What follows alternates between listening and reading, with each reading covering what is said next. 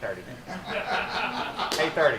We'll be out of here. For his Little League soccer game? That's why you guys picked the first one. Yeah, we did. And we're like, yeah, how about we do the 5:30 one? Awesome. All right, y'all good? We're gonna get started. Okay, we're gonna get started here. Miss Ford, roll call, please. Chairman McGay, Chairman Clinton, Here. Mrs. Hill, Here. Mrs. Jones, Mr. Perez, Here. Mrs. Robinson, I'll see. Here. Mr. Smith, Here. Mrs. Stoneman, Mr. Walter. Good. And from there, we'll move into our presentations by our selected firms for our next superintendent. And our first firm is McPherson and Jacobson, Dr. Barry Carroll and Dr. Richard Miller. Turn it over to you. Thank you very much. Thank you for the opportunity to be here. We'd like to, on behalf of McPherson and Jacobson, say how honored we are to be here and have the opportunity to present to you. Can you use the mic, please, just for the Yes, live stream? certainly Thank will. you. Yes, certainly will. We appreciate the opportunity to present to you tonight and tell you about our firm and how we approach superintendent searches. If we may, before we start with the actual presentation, we'll tell you a little bit about ourselves just so you know who we are. My name is Barry Carroll. I was a former superintendent in Alabama for 10 years and retired from the Alabama in the Alabama retirement system, and actually worked for 2 companies in Atlanta for 6 years, and then started my own consulting firm. And part of that is we work with Tom Jacobson and McPherson Jacobson to do superintendent searches. I hope this is not a negative. I'm a graduate, first of all, of Alabama A&M, which is an HBCU in Huntsville. Played football there and graduated from that institution, and then went on to get my master's and doctorate from the University of Alabama. I was an educator for 30 years. Yeah, I knew there would be some head shaking. I'm sorry. I tried to slide that in real quickly, as you notice. But was in education for 30 years and 10 as a superintendent. Started as a teacher and a coach and moved through the ranks through the years. But again, and served all those 30 years in Alabama, and continue to work in education, just not for a school district, and do a lot of consulting with school districts across the nation. And we're happy to be here. This is Dr. Rick Miller, and I'll let Dr. Miller, you want to introduce yourself? Yeah, Rick Miller. I've had about 30 years as a superintendent, about 15 years as a school principal. Typically in minority districts was where I was at, large districts, and my experience has been in California, but I've been in Tennessee, the Franklin area for the last 5 years. That's where I'm retired, and I've involved locally there with a variety of projects. And beyond that, probably most relevant is I work with Latino Film Institute, and I also work for a cybersecurity firm and national advisory group and so forth. The other thing is to compensate for Barry. I graduated with my doctorate from the University of Idaho. You don't have to worry about them in terms of football. So with that, that's me. I'm Rick. Thank you, Rick. I'm excited. I was excited when I was asked to come up here and present. My wife was really excited. My wife was born in Chattanooga, and actually her family was from a little place I'm sure all of you will recognize called Falling Water, Tennessee, going up near Soddy Daisy and over by Signal Mountain. So she was very excited. We come up to Chattanooga quite often, and she was excited about me having the opportunity to come up and present to you tonight. So thank you for the opportunity. We'll get started and just tell you a little bit about our company and who we are and what we do. I noticed that not all the board members are here, but we listed all the board members, and we knew, and we start, and we always say this, and I know you do as well, it's all about the kids. It's about the kids, and that's what we, Dr. Miller and I both, and our company is founded on, helping school boards find the best selection, the best superintendent you possibly can in order to help kids. That's what it's all about. We've spent our entire career with that philosophy, and our company has that philosophy as well. If they didn't, I wouldn't be working for them, and I'm sure Dr. Miller would not either. In the presentation, you see we have 3 people listed, myself, Dr. Miller, and Dr. Michelle Hamilton, who is actually works in Georgia. She works for the Georgia Department of Education. She's a consultant and will be on this team if we are fortunate enough to be selected as your search firm. She'll be on the team working with us as well. The background of our firm is that we are one of the leading national search firms for superintendent searches. We've done many of those. That information is listed in your packet. I've personally worked on, I've been working with the company about 4 years, I guess, and I've worked with Jackson, Mississippi, LaGrange, Georgia, Troup County in LaGrange, Georgia, Norfolk, Virginia, Roanoke, Virginia, Fulton County, Georgia, and also the Tennessee State Department of Education for their charter school executive director position. We did that search as well. So that's just for me personally. I've done quite a number of these. I've been on both sides of the table. I've been on this side of the table talking to boards. I've been on this side of the table talking to boards when I was interviewing for positions. So been through that process and know what that process is. And I know you already know this, but this is the most important decision that you're going to make as a school board, is finding the right leader, the right fit for your school district. And some of you may have already gone through that before, and you certainly already know that. One thing we hang our hat on, I'll back up that slide, is we have a network of consultants across the nation. Dr. Miller and I are just 2 of about 125 consultants across the nation, and that's why the 2 of us were selected. We were close, and Dr. Hamilton was selected because she's in Georgia, Rick's in Tennessee, and I'm in Alabama. So we try to keep it regional or as local as possible. And so we have 125 of those across the nation. We have sustainability in leadership. When superintendents are selected and they go through our process, our superintendents have a great track record of staying with those districts for periods of time. Very rarely do they leave within a 2-year period of time. And that's the national average for superintendents is about 3.5 years now, but very rarely do superintendents, when we go through our process, do they ever leave before that time. We believe every student is entitled to a high quality education. I know you believe that as well, but that's what we hang our hats on. We strongly believe quality education is dependent upon the quality leadership. You must have a leader in the district to provide for the students and provide for quality education. Our mission is to ensure that each search that we do results in quality leadership for educational excellence. And I would say that in all of those searches that I've previously been involved with and done, that you could ask anyone in those districts, and they will say every time that we presented candidates, we would hear the board say, where did you find these candidates? How did you come up with this great group of candidates? These are outstanding. And their biggest question is, how are we going to narrow it from maybe the 5 finalists or 4 finalists, whatever that might be, down to 1? How do we do that? And so we work with them, and they eventually have to make a decision, as you know, and sometimes it's very difficult to do that because there's some really high quality applicants out there.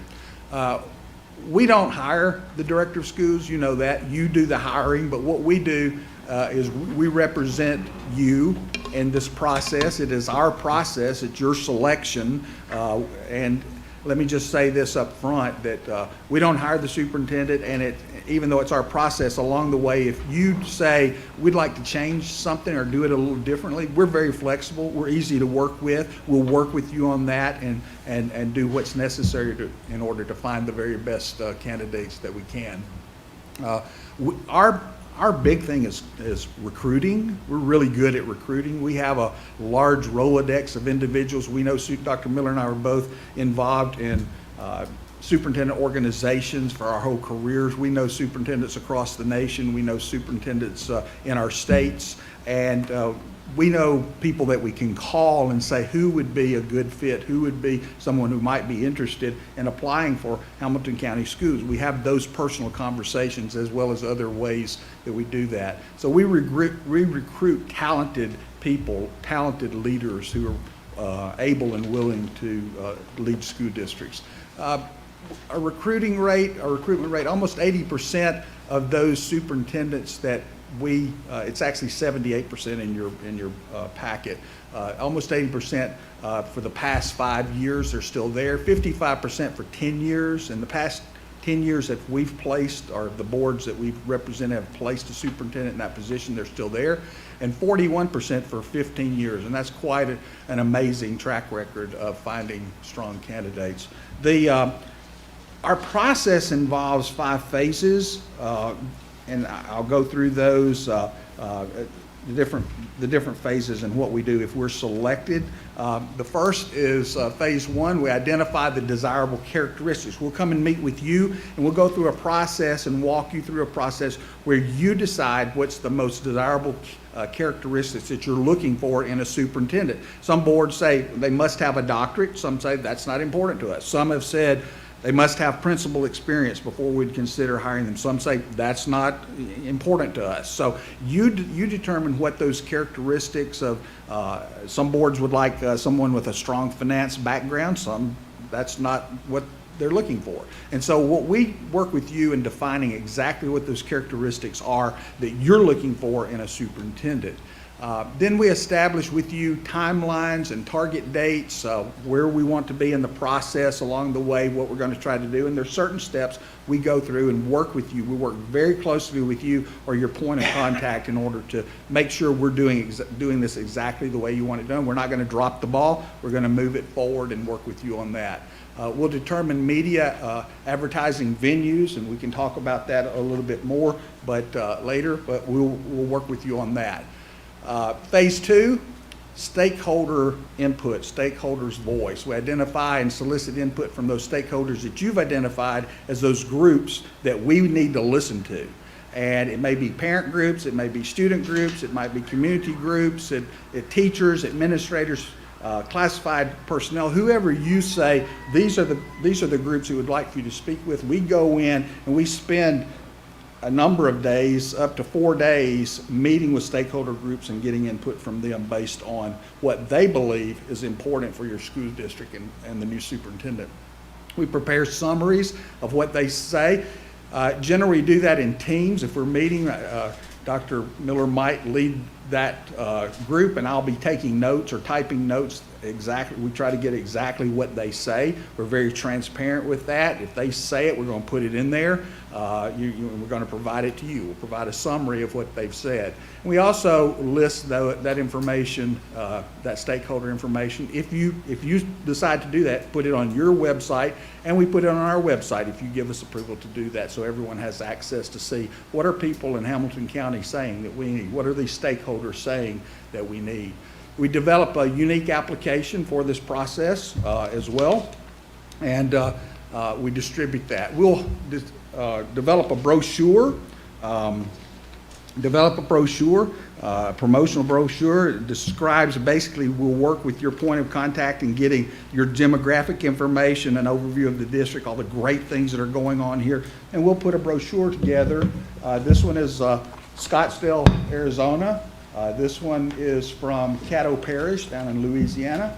This one is one that I helped work on, is Norfolk Public Schools, and we'll put all that information and we distribute that to individuals who are interested in your school district or applying for that position, so they know everything that they can possibly know. And we try to be very positive about that. We're trying to recruit for you, and so we want to tell all the great things that are going on here and tell candidates or possible applicants what's going on here. So we'll put all of those positive things as well as all of your demographics of your school district. We outline the application procedures, and we provide timelines. We develop a vacancy announcement. We advertise that position, post the application information, and notify those interested applicants. We reach out. I will tell you in a couple of, and I won't be that specific, but in a couple of these searches, I actually reached out to individuals and say, did you know this position, the superintendent's position, is vacant? Are you interested? And I had to walk them through why that district was a good district, and they weren't familiar. And so at least in a couple of those that I mentioned, we did that. And that's what we do. We reach out to individuals who we think will be a good fit. We actively recruit them. We keep those applicants informed of the process and what's going on. Then phase 3, we read all those applicants. That's part of what Dr. Miller and I will do. Once all the applications come in, we have a way, we go through, we basically score those on the criteria that or those characteristics, who meets the criteria, who is meeting those characteristics that the board has set forth. And we'll go through all those. We evaluate each applicant based on that, conduct reference checks. We call not only, everybody when they apply for a job, if I give 3 references, right, it's probably 3 of my friends, people I know are going to say nice things about me, right? So when we make those calls, we ask those references after we've gone through and asked them about the individual. We dig deeper. We go, tell us 2 people or tell us 3 people that who knows this person that we could call them. And so we dig a little bit deeper and a little bit deeper and a little bit deeper. So we don't just take what one reference that they've applied on their application. We dig down deep. We review the top candidates with the board. I like that. I really like that process. If we're going through that and you make a determination that, we're going to start with, and I'm just going to pull a random number, 5 semifinalists. Well, we will actually ask those semifinalists to submit a video where we ask them 3 specific questions and they have 3 minutes to answer the question. And so we'll bring that to you before you ever meet the candidates, and we'll show that information to you. We'll show those videos so you get a feel. Because sometimes candidates look really good on paper, but once you meet them, they're not what you were expecting. So we provide that to you so you can, and then some that you maybe thought were not as great will be a shining star because of the way they present themselves. So we'll review the top candidates with you, assist in candidate interview selection. We'll develop interview questions or help you develop the ones that you feel comfortable asking. And then we make that difficult call of calling those applicants who were not selected, and we call them and tell them, sorry, you were not selected. That's a hard call to make, but that's part of our responsibility. We reviewed interview questions. We already said that. Assist in establishing interview and visitation procedures. Coordinate all those meetings with finalists and go through all that with your and the stakeholders as well. We'll coordinate that with the point of contact. So a lot of moving parts, a lot of things that we're doing along the way, and we're very transparent and we're also very prompt. We're going to tell you and communicate with you as on a daily basis if necessary in order to make sure that you're fully aware of what's going on in the process. And then we contact all final candidates and schedule interview times.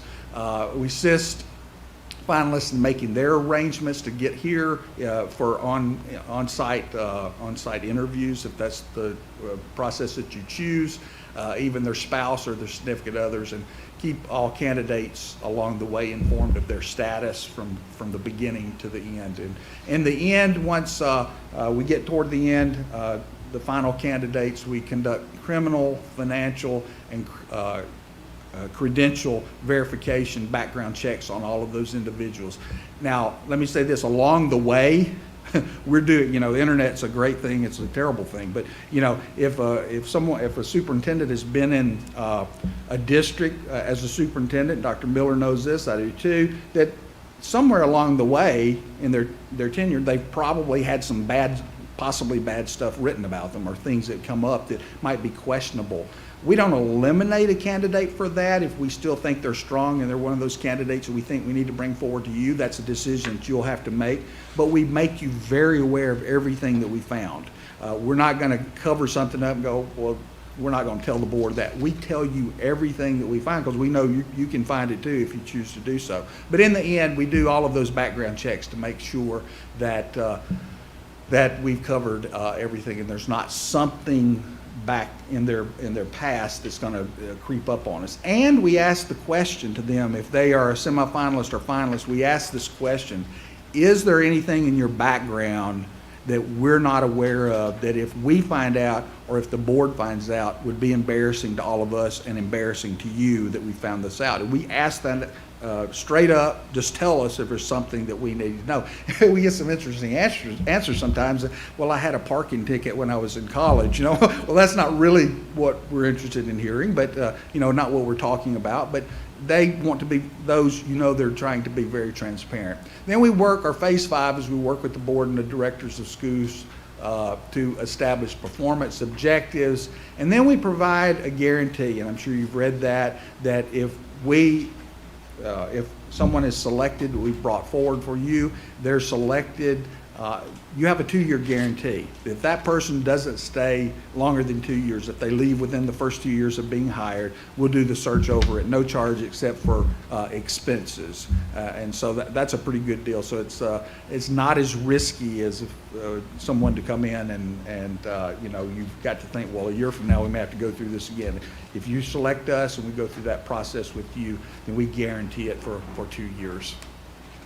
Some additional services, just so you know, we can assist you with the job description for the superintendent. We can assist in developing the contract. Usually that's between the attorneys of the candidate or the person that you've selected and your attorney, but we can be involved in that if you want us to be. And then we arrange for those on-site visits to a finalist home community if that's something that the board wants to do. Our timeline for the search is when we establish that timeline for the search, when we meet with the board and we go through all this process, it usually takes about 2 to 3 months to get this thing going. You know, it's hard to condense it less than 2 to 3 months. Some boards choose to extend it further out, so that's something that would have to be determined. And we'll work with you on that.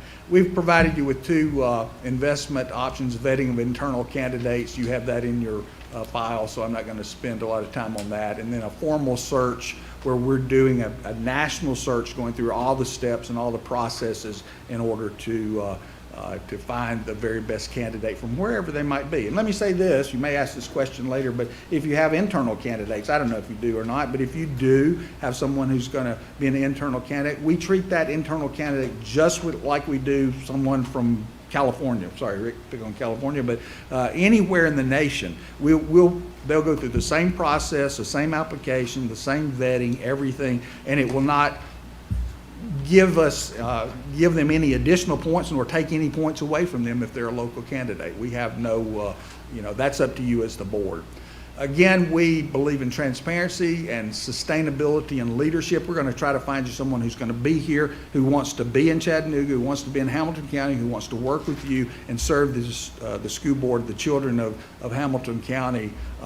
If somebody says, I really don't know if I want to move there or not, then we're not going to bring them forward. We want individuals who are really those individuals say, I want to be there and I want to work with this district.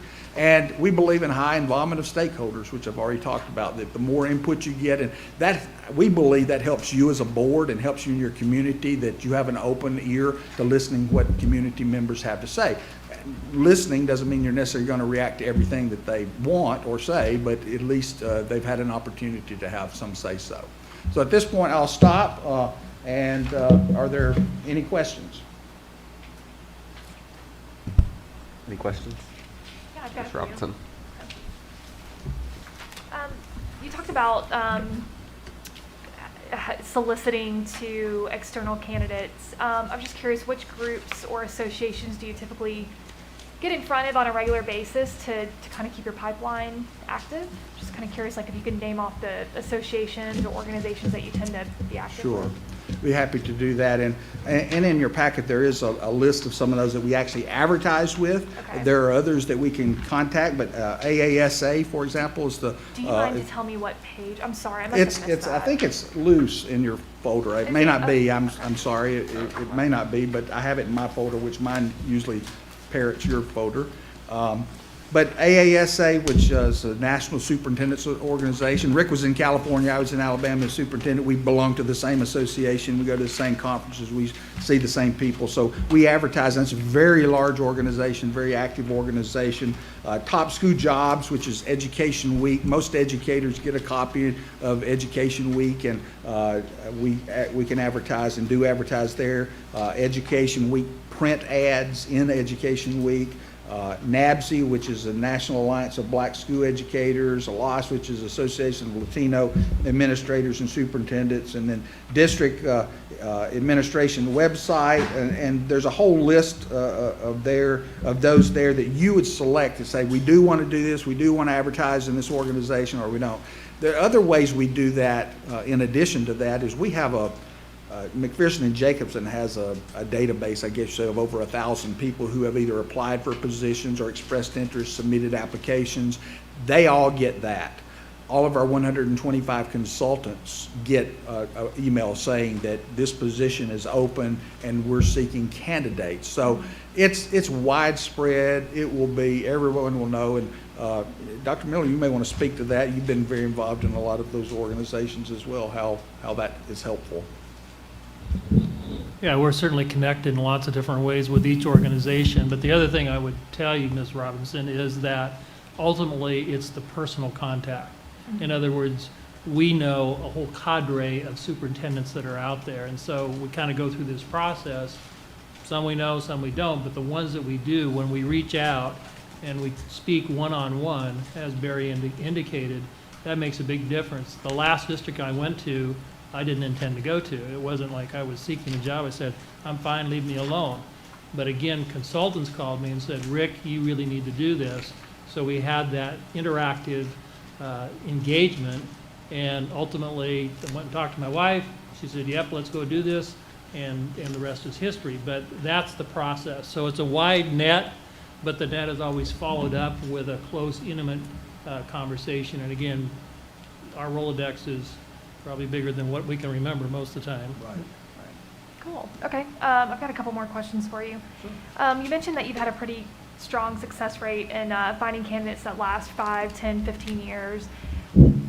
What are you doing different, or what quality are you finding in candidates that's making that happen? I believe it's from the very beginning working with the board closely to determine exactly what it is that the board's looking for, and just establishing the criteria, establishing those characteristics, and having that well defined and knowing what we're looking for. And then Dr. Miller and I will know individuals that we'll reach out to and say, hey, you really need to take a look at this job. You would be a great fit because you're a great leader. You know finance. You have your doctorate. You have principal experience. Whatever your criteria that you set forth, we'll look at that very closely, and then we'll reach out. I think that really has a lot to do with it, is us keeping it as close to what you're looking for as we possibly can. And as Dr. Miller said, we know a lot. I don't even want to start listing, and I know Dr. Miller does not either, the individuals in the districts around the nation where we know, not just know their name, but we know them personally because of association with AASA or other organizations. Dr. Miller and I met in an organization called ERDI. Is a great organization, Education Research and Development Institute, and that's where we actually first met. And we know those superintendents. I know the majority of superintendents in Alabama and Georgia, and many in Mississippi. So we pretty much blanket and make those calls to those individuals. So I think that close relationship and close understanding of what the board is looking for, and matching that to candidates who have those characteristics. Okay. If I could add to that, I think the opposite, though, is also important. Sometimes we know people that are making a fast track to someplace else, whatever that place is, and so I think we know them well enough to say that's not a good fit for this particular district, whichever district that is. So we're looking for somebody that is going to stay and is going to be committed to the community and to the school district overall. But there's a kind of two sides to that coin. Okay. And what challenges do you foresee Hamilton County facing when it comes to this search? Challenges in doing superintendent searches and challenging for districts are different for every district. If you'd asked me that question 10 years ago, I'd have said, maybe it's because they've had a couple of superintendents who've come and gone quickly, and that raises a flag, quite honestly, sometimes with candidates to go, why is that a revolving door? But you all haven't really had that, I don't think. So, if they're looking to come and stay for a long period of time, that longevity, and I think longevity is so important in the superintendent's role, then we want to make sure that they understand that. I really don't see I've not seen anything that jumped off the page at me to go, oh, we can't get candidates because of that. If there's one thing that is really causing superintendents angst and about moving or changing right now, it's the mask thing, the COVID, dealing with COVID, in addition to a lot of the other issues that school districts deal with on a regular basis, and then you put COVID on top of that, and it's become very challenging for superintendents. So there may be some who go, hey, I've committed to my district, I'm going to stay here and see this thing through. So that could be a challenge, but we've been successful in some others during the COVID year. So any thoughts on that, Rick? Yeah, I mean, it always can be somewhat of a challenge, but I would see it the other way. I think at this point in time, you have a strong record. Academically, obviously, you've done well in Tennessee. Your superintendent was superintendent of the year. I mean, those kinds of things. So I think people would be very excited to think about coming to Chattanooga. And my understanding in the time I've been in and around Chattanooga, this is a nice community that I'd want to be a part of. So I think you have way more pluses than concerns, and so I think that makes it easy or easier to sell to somebody else. And that's what we'll do when we're recruiting. We're not going to say, look at these negatives. We're going to, those will rise to the top if there are any along the way, but we're going to really focus on the positives, as Rick said, and tell them all the great things. And Chattanooga it's a great town, or city, and a great area. Who doesn't love the mountains? And it's just has a lot to offer, and we will highlight all of that. I have just one question, and it may be even a question for my peers more than it is for you guys, but if I'm just somebody that's lives here in Chattanooga and I want to present myself as a candidate, am I an internal candidate or I'm a part of the formal search process? Because when we say internal, are we just talking about our staff, people that already work for us? So maybe that's a conversation that we need to have when we start trying to break this down to determine is this strictly, when we say internal, people that already work for us. Question. Go ahead. Somebody.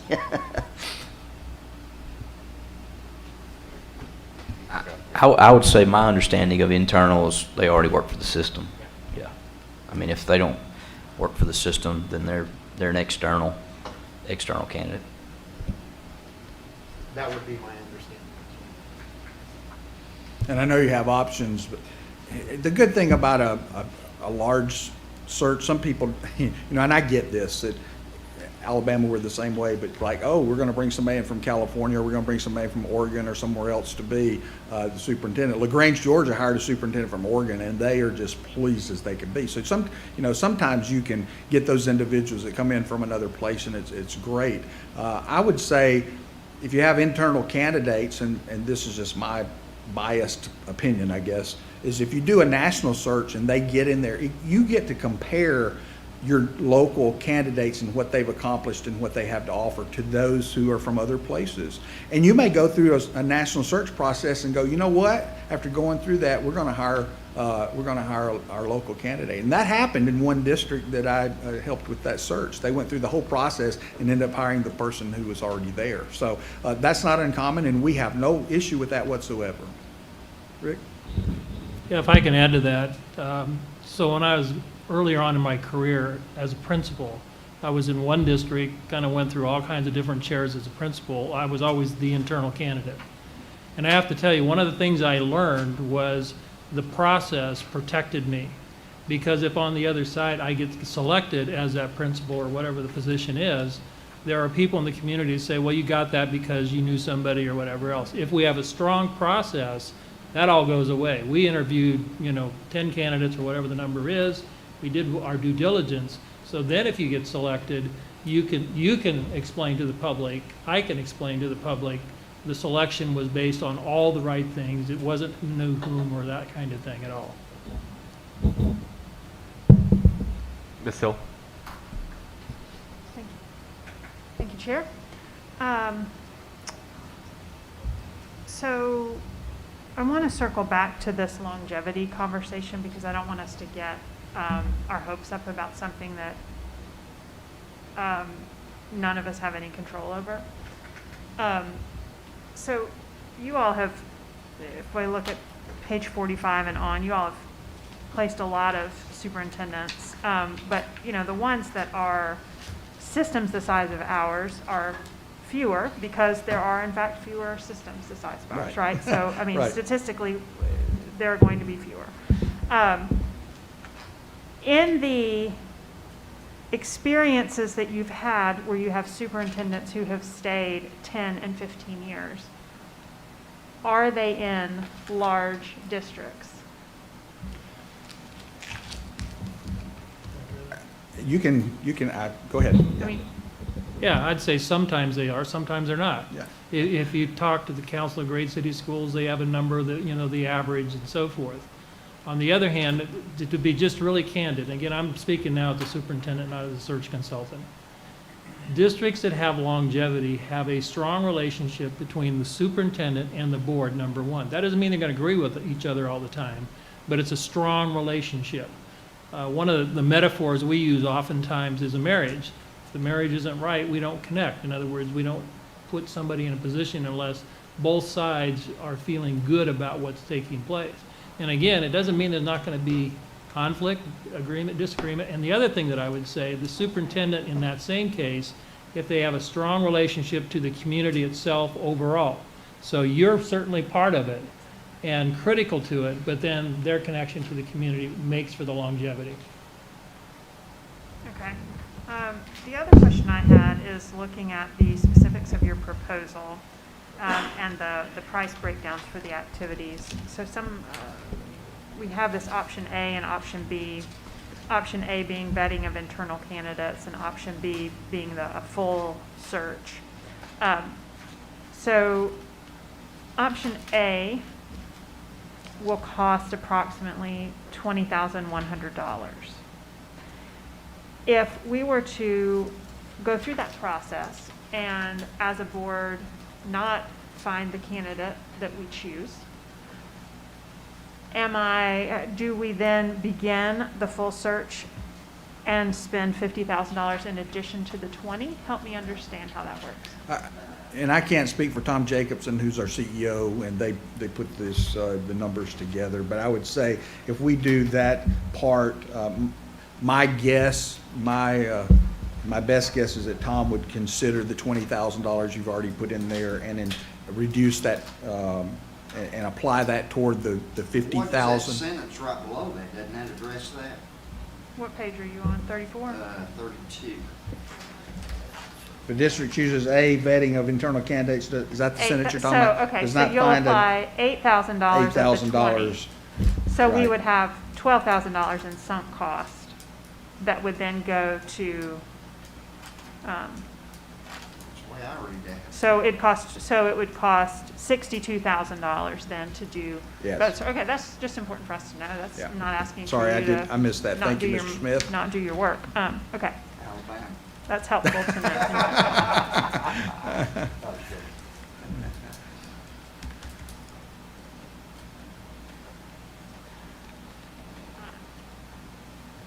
I suppose while I have the floor, I'll just ask one other question. Tiffany asked, what would be the challenges that you all see for Hamilton County Schools in this search? I would like to know, what do you think would be some good qualities of a superintendent that we should be looking for, given the history of the last 4 years in Hamilton County Schools? Someone with, this, and Dr. Miller can certainly add to this, but someone with good credibility and a track record of experience in another district, either similar to your size, maybe smaller, maybe larger, who's had a good track record. Someone who is cooperative, he's a team player, I think, as Dr. Miller mentioned, works well with the board, works well with the community, somebody who's visible. You may want someone with a doctorate from the University of Tennessee. That's up to you. Whatever you decide. But those are some characteristics we normally find as someone who, with a good track record of community involvement and being a leader. Just being a leader and providing, honesty, integrity. Those types of characteristics are some that we hear quite often.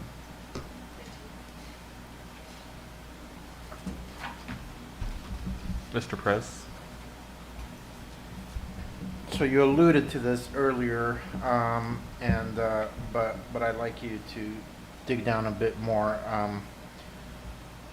It's not an easy time for superintendents right now, and there's been much written about that. So can you share the environment right now? Like, we have no choice but to select a superintendent at this time, at a time when a lot of superintendents are deciding that's not what they wanna pursue moving forward. What have you as a firm seen of people leaving, people coming, and what does that mean for us as a district at this moment trying to find, like, does it mean we have a huge opportunity, or does it mean it is going to be challenging for us to find individuals at this time? I would say, this is my perspective on what we've been dealing with, is I think it is a great opportunity because some superintendents are choosing to leave, others are choosing to stay and to stay in it and to fight the battle.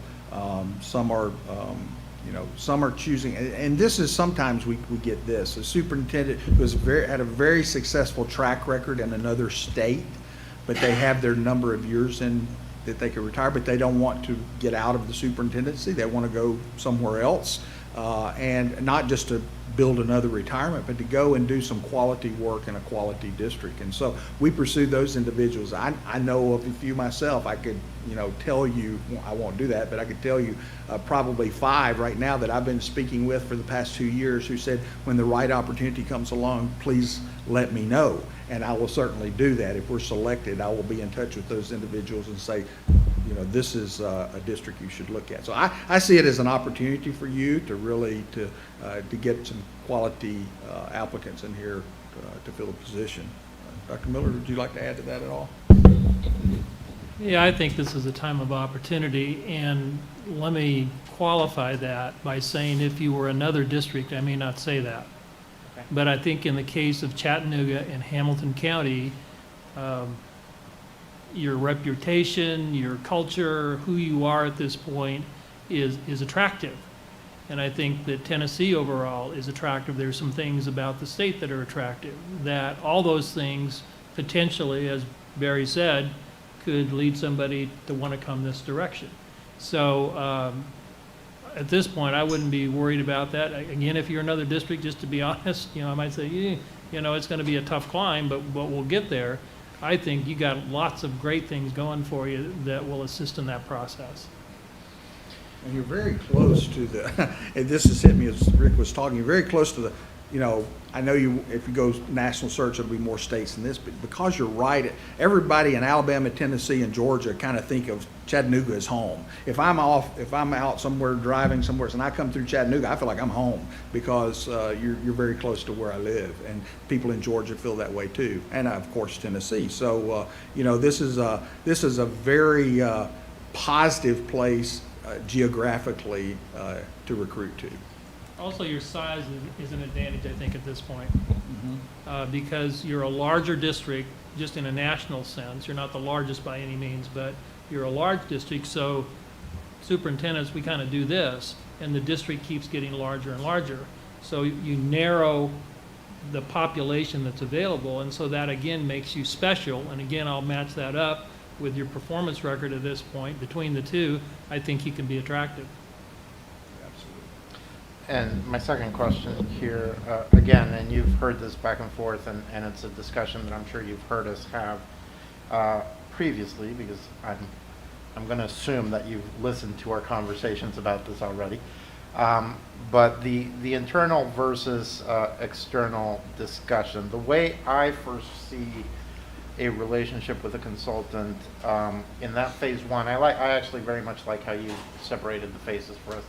Because to me, that phase 1 is where we would have your expertise, your conversation help guide what the next step possibly would be, and say, look, after meeting with the board members, we think this would be the wisest direction because of A, B, C, and D.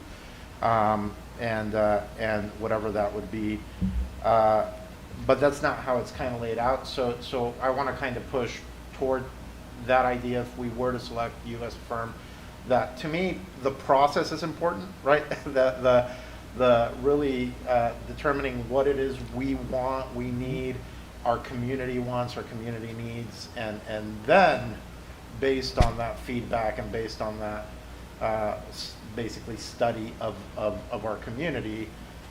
Look, we're not going to do a national search because it's very clear that the community is strong on this, or we still recommend. I actually have thought very much of your comment, Dr. Miller, which is in order for us to really validate the local search, we have to show that we did due diligence in the process. So I see that kind of as the interaction there, and it's not really written out that way, but I'm going to assume this is the question, I'm going to assume that you would be willing to kind of tweak some of those things to get us there. I think if we're selected at that point, we can work with you to make those determinations along the way. And as I've said, we're very flexible. We'll work with you to do the parts that you want or not do the parts that you want.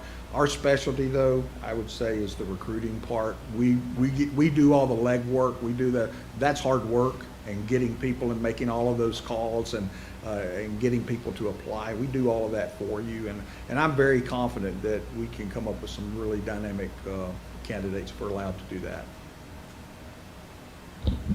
If I could speak to option A, I think in the places that I've been, if a board were to select that, what it allows you to do is to look at those internal candidates, but then it gives you really a good way to explain to the community that you did all the things you needed to do. We went out, we got a national firm that's got a reputation, we used their process, we did these kinds of things. And so it just kind of removes that it was a local deal and somebody chose somebody else, that kind of thing. We have the superstar internal. Yeah. Right. And hey, great. It's always great to have local internal people that are already in your system and succession planning and those kinds of things. But you have a way as a board to explain it to your community. Thank you. I think that's it for any more questions. We're good. Well, thank you guys. Thank you very much. Do you know when a decision will be made about the selection of a firm? Sure. We will, at the latest, make a decision a week from tonight, I would think. Okay. Our next formal meeting is a week from tonight. All right, and great. so we'll be looking to move forward pretty quickly after Okay. that.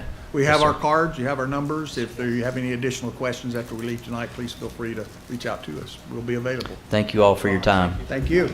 Yes, sir.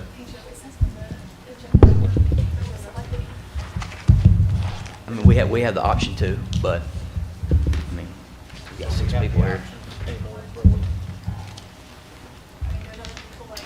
Yeah. I'm good for whatever.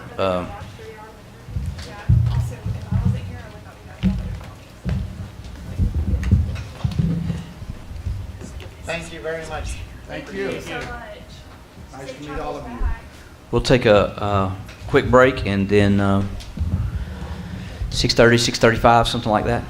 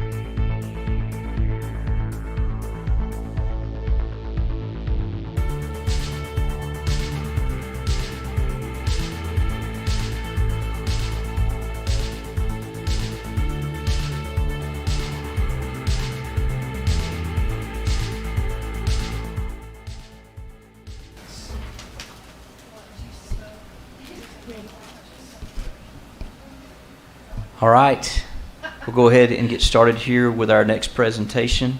Mr. Caldwell? Yes. Joe Wingate. Joe, nice to meet you. Nice to meet you. Thank you for coming. Well, thank you so much. Shall I start? Yes, sir. Hello, everybody. I'm Dr. Dale Caldwell. We have Michael Collins, the president, and Dr. Karen Hall. We're going to introduce ourselves in a second.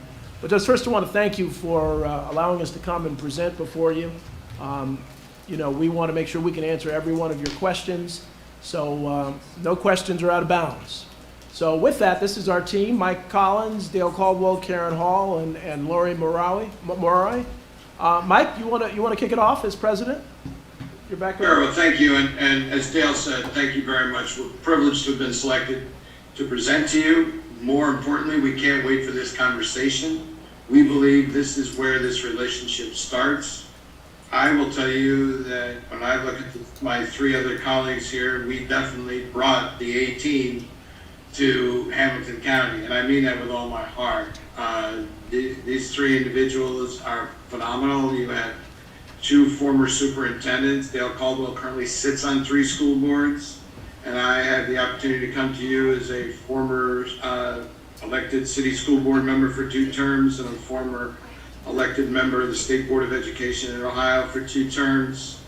And the vast scope of my life has been around and touched by public education. Mike, But more importantly, we're delighted to be with you. Tiffany has a question. Sorry, it wasn't that pressing. Just, did Oh, he I'm say sorry. someone sits on 3 school boards? Yeah, actually, I'm on 3 school boards. Like right now? Right now, Why? currently. Why? How does would you that do even happen? Like- I'll explain it. So Why I'm would you- why- president. I'm actually president of 3 school boards. I'm president of the New Brunswick Board of Education in New Brunswick in my town. I'm a representative from New Brunswick to the largest special needs district, which is called the Educational Services Commission of New Jersey, and I've been president for 21 years. And then in Asbury Park, there's a charter school that I'm actually president of at the same time. But the beauty is, it's all about leadership. And it's really about, I have 3 incredible superintendents. And so I'm able to do that. Our meeting's like an hour and a half. You know, we're focused on the students. And it's all about leadership, which is why we're here. Well, I'm gonna pray for you, and then maybe we just steal one of your superintendents. So, okay. That's why we're here, because we No, have no access conflict of interest, right? You to will every- put them in the search, right? Yeah. But it's, you know, as I often say, a good day as a school board member is when nobody complains. So, you know, so I Hadn't had one of those yet. Good day as a Yeah. school. I'm like, That's an impossible day. Thanks, Mike, sorry. Yeah, sorry to interrupt you. Go ahead. No, we're good. Go. Karen? We're fine. Karen, you want It's to say? Karen's turn. Yep. You want to be Karen, I can assure you. Well, good evening, everyone. It is an honor to sit here and be able to meet you and get to know more about what we're doing together. And so my background, I am a 30-year veteran in public education. I recently retired as a superintendent in St. Louis County. And I'm still in education. I love it. And so I've pivoted to a different career. I am the CEO and president of Rise Coaching and Consulting. I specialize in equity-focused leadership development. And then also I'm an assistant professor at St. Louis University in educational leadership program in the doctoral program. And then also I work for the Missouri Department of Education as an area supervisor. So I supervise 6 school districts in St. Louis County. And I just am so thrilled to be here and do this work. It's fabulous to work with school boards that want to find the best superintendent, and we're here for you. So thank you so much. And Karen and Mike are just the great team members. And again, my name is Dr. Dale Caldwell. As I said, I'm on 3 school boards. In 2009, I was the New Jersey School Board Member of the Year. So we think it's very important for your team to understand the role of a superintendent, but also the role of school board members. And I think a lot of search firms don't really understand what it's like to be a school board member. And that, I think, is one of the many competitive advantages that you'll hear. Mike, you want to talk about Lori, who couldn't be here tonight? Yeah, Lori actually is engaged with another school board. She has a short-term, the district she just retired from called her back for this one special project, and she's literally presenting probably why we are to her former school board. Dr. Mowry is, a superintendent in 2 different districts in North Carolina, very successful, and we were actually fortunate in the last year to catch her at a time before everybody else came knocking on her door, so she became an associate of ours this past year, and she represents part of that ACC Southeastern Conference side of the Eastern Seaboard. And as you can tell, we are geographically placed on one side, and on the other side is we always come together as one unified team for who we work with, wherever we work with. And you'll see throughout the country, we have, you know, Karen and Lori are amazing, but amazing ex-superintendents, and that's kind of one of our competitive advantages.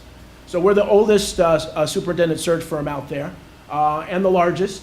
We're the most diverse as well. And so 40% of our associates are women, people of color, and so, you know, our goal in diversity is not just race and gender. Diversity is experience. Diversity, we have people who were in the business world who became superintendents, people who were superintendents who are now in the business world. And that competitive advantage really helps us really do a wide swath across the United States. And a lot of search firms are statewide or they're regional. And to be honest, that really is not sufficient because there are great folks who are ready to move. Many of our districts have said, well, you know, I just did 3 searches in New York and Connecticut, and they said, well, who's going to want to be in Connecticut? And, you know, but we had folks from Iowa and other places. You never know the life circumstances. And the other thing that's important is because of the pandemic, there are many people who are incredible superintendents who are ready to say, no mas. I've had enough. I'm ready to look for something exciting. So then, and again, we talked a little bit about diversity. That's really, really important because you are a diverse district. You are, frankly, an amazing district. 45,000 students, 6,000 employees. So you need someone that is a capable leader that has proven leadership experience. And I understand your previous superintendent was a star and did really well, and you want to build on that. I also understand you have a lot of internal candidates. And so one of the things, and I'll repeat this, and I know there was some concern I saw on the RFP that, well, maybe we just do an internal search. We have so many great internal candidates. And so I've said to districts and that even if you have the best candidate, who's the assistant superintendent here, it's critically important to do a national search because what you do is you validate that candidate. If you pick someone from inside, you know there are people in the community who say it was ramrodded, it was just a job. This Apple Watch always talks when I'm talking. I gotta take it off. But so it's important to really do a national search so that when that person is picked, if they're internal or external, you know they've competed against the best. And I think that's important. That's why you really want a national search firm who will let you at least see the best. And you can look through the resumes. Typically, we'll have 1,100 or so. We'll reach out to about 1,100 people. We'll whittle it down to maybe 50 or so, the final, and these are the best of candidates. We will put in some local candidates if you want, but we really have a process, which we'll talk about in a second, that really helps you weed out, to really test the mettle of those that are here to say, are they really as good as we think they are here compared to some other folks? And that, again, that's a competitive advantage, and that's key for diversity. We have a statement. One of the things that we thought was it's important to say, hey, we're diverse, but also a diversity statement, a statement on diversity, equity, and inclusion. And I think we're the only ones that really have put it out there as a statement. And diversity is everything. Diversity is white men and black women and Asian and it's everybody. And so I think so often we think diversity means we're just focused on a particular group. And so we are really focused on the best. And the other thing that really is critical is that this is about a long-term relationship with you. We're not here to try to get somebody in here, get a contract, and move on. Most of our districts, and Mike will talk about this later, will re-engage us. And most of our superintendents are staying, what's the number, Mike? How many years? What's the average of ours?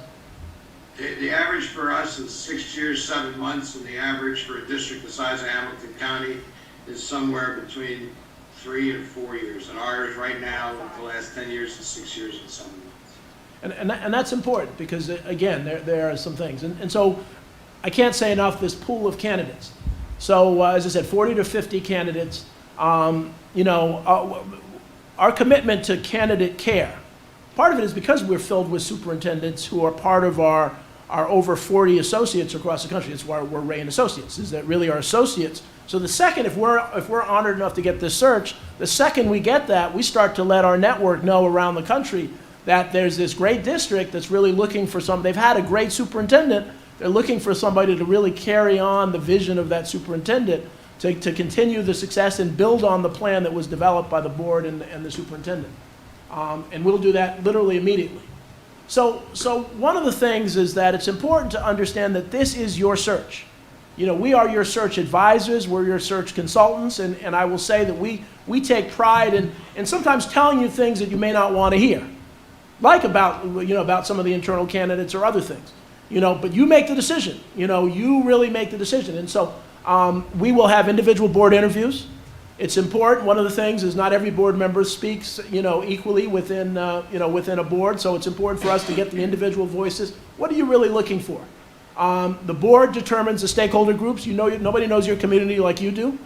One of the things that I say as a board member about the stakeholder groups is that, so we'll have, say you have 20 different groups, and we encourage you to have students. I know Mike and Karen and I love talking to students. But that, aside from the search, that's a powerful vehicle because it allows you to learn about your district, that, some things that will help you as you develop policy going forward, well beyond the superintendent search. And so boards like yours that are really capable will use that. And so we want it to be as diverse as possible.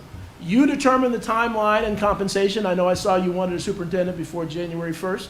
It's your timeline. We will advise you to say, hey, that's a little aggressive, or that's maybe not aggressive enough. And we'll help you with that. You finalize the profile. One of the things that we do is we make sure that the community has input. And we have, how many different languages, Karen, Mike, do we have access for that, the profile?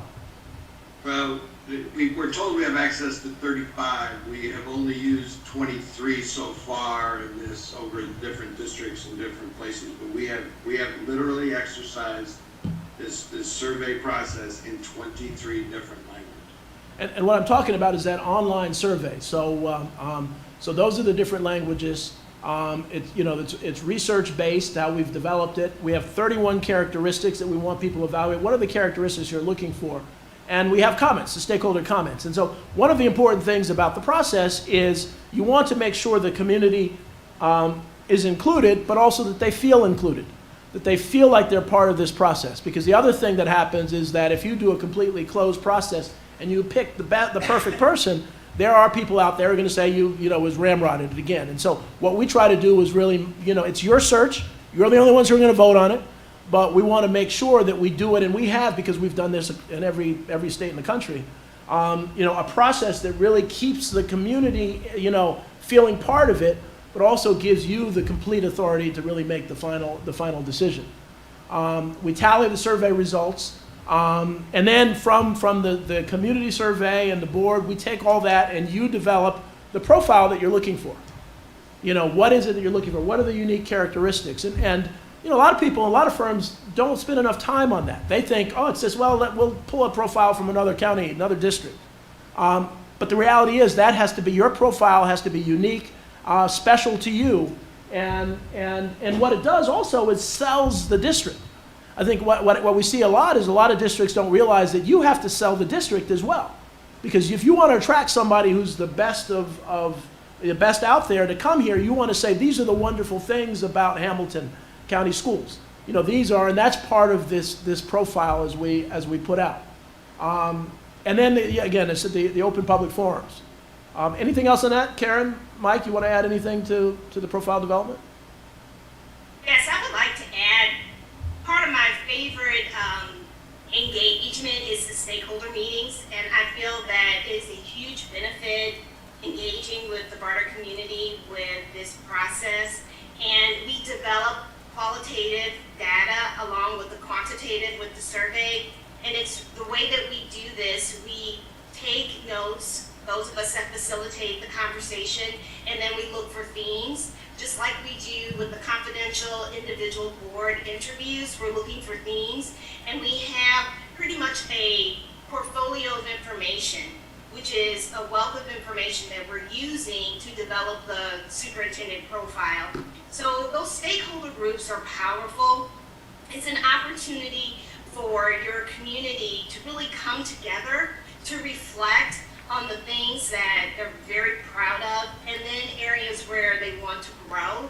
And I say after every meeting that I'm engaged in, people are so grateful to be able to have a voice.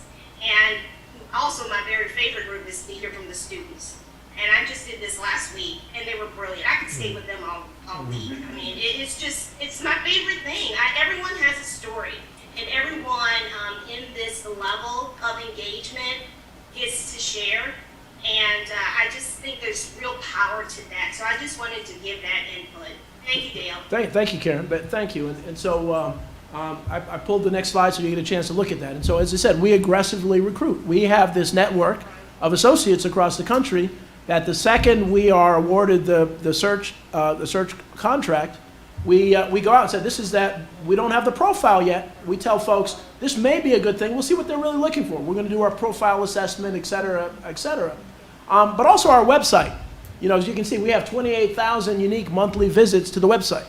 You know, so which is the most visits of any firm out there. So, you know, people already, you know, and this again a competitive advantage that because we are in this is our business, this is our sole business. We're not doing a whole bunch of other things. We're not doing higher ed or other things. We're really focused on this. People know that virtually every superintendent, if they're looking for a job, they will come to our website. They will look at our website. And so that, again, we automatically get people coming and so on. Tiffany, do you have a question? Oh, No. So then advertising, we have a good sense of exactly where to advertise, what works, what kinds of advertising you should, where you don't want to waste your money. There's some things that sound good, people that cost a lot of money, but they really don't, you know, I was doing a search in New York and they said, why don't we do the New York Times? Well, that's a waste of money. I mean, superintendents aren't going to be looking at the New York Times and you pay a whole lot of money. So we want to be your advocates, and again, we have a network for that. And again, we average 2 or 3 times more applicants than any other firm because this is what we do, and people naturally come to visit our site. Mike, Karen, anything about recruitment you want to add? No, just the only thing I would add, Dale, is because we're the only firm in the country that has its own staff, full-time staff based in Cedar Rapids, Iowa. We have somebody that actually basically has expertise in the advertising and has a relationship with every one of those major national organizations and the instruments and tools they use. So it's AASA, it's the National School Boards Association, it's the National Association of School Black Administrators, it's the Hispanic organization. We will prepare the material. We advise you that you should place the ads in your state organizations, because otherwise we're the outsider. We have to really, if we do it, you'll have to pay a lot more if you have to pay it all because you're already members. But we'll work with you on all of this. It's just part of this. When you're the oldest, the largest, and actually you have this incredible network of relationships, it starts, the biggest advantage is to the customer, and the customer is you. So it's all passed along. The other thing is we don't mark up anything.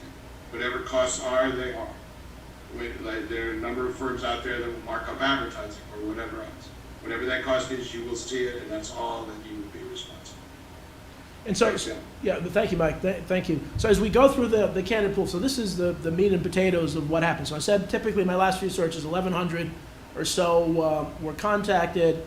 We whittled that down to about 50 or so, 40, 50. Then we go through those extensively. We bring about 8 to 12 to you for consideration. What we do with those is we do the internet searches. We do as much research, background search with the references, and we even ask the references, is it okay? Or we ask them, can we talk to people who aren't on your reference list? So that when we come to with you with those 8 to 12 candidates, they've been vetted by us pretty thoroughly. And then what we do is we have each of them do a video profile. And so they answer 3 questions in that video profile. So before they travel, before they come here, you can see them answer their questions. You can see how they communicate. You can get a sense of their presence and a sense of their experience. And with that, what we do is we do something which really is, I think, again, another competitive advantage is what we call the matrix. And so this is where, when you have an internal and external candidates, it really helps you identify who was best. And so what we do is, I don't know if anybody played basketball or anything, we do kind of one-on-one. So we'll have 12 candidates, and we'll have you rate each candidate against each person individually. Candidate 1 versus candidate 2, candidate 2 versus candidate 3, candidate 3 versus candidate 4. And what that does, it does a number of things. One, it allows folks who may not be the loudest voices in the room to really have an input. But it also really forces you to begin to think about the strengths of those candidates. When you don't do that, what happens is sometimes the loudest voice in the room says, "Oh, I like I like Joe Smith," and Joe Smith, and somebody says, "Well, I really didn't like Joe Smith," but they don't want to speak up.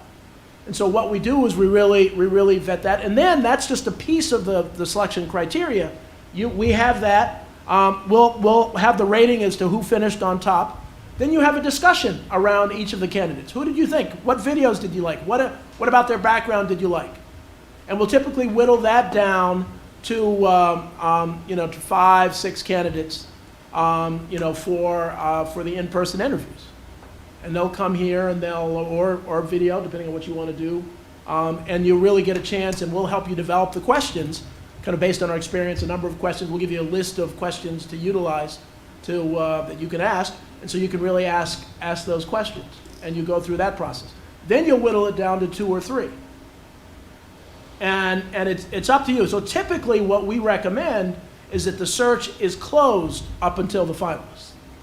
Why is that? So some people say, well, I want it open. I want the community to know everything. Well, the reality is a lot of the best superintendents, aren't going to come here if they're doing a good job with their board. They're not going to want their name in the paper or in on TV. And so I feel honored. I've never been on Chattanooga TV, so this is nice. So you keep it closed, and then when you get to the finalists, then it can be open. And so that's a great way to make sure that you get the best candidate applicants possible to come to the search. Yeah. I'm sorry, just because Yeah. you're talking about that. So the video interviews or the video, like the 3 questions, 3 minutes, that's during the closed process? Yeah, that's during the closed Okay. process, yeah.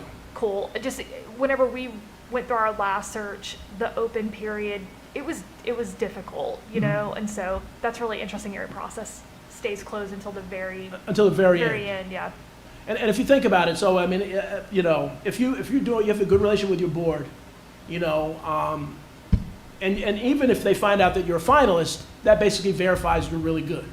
So it's not as bad. But if you drop out, you're one of the 10 and you drop out, that's.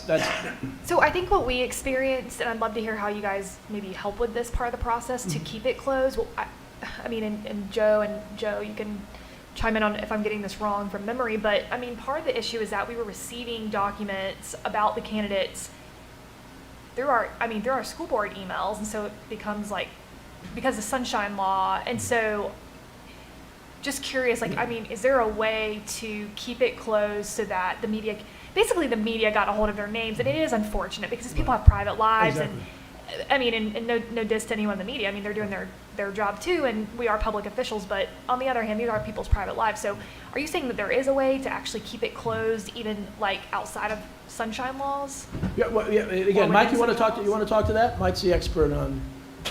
Well, experts a loose term. First of all, Experience. Dale, if you don't mind, it's a little hard to hear for Karen and I, so when there are questions as we go forward, do you mind repeating the question? Okay, yeah. first, and then- Yeah, Tiffany, Tiffany was asking, the last process, some of the names got out, so it became very public that folks, and she was saying, how do we keep the process closed within the sunshine laws?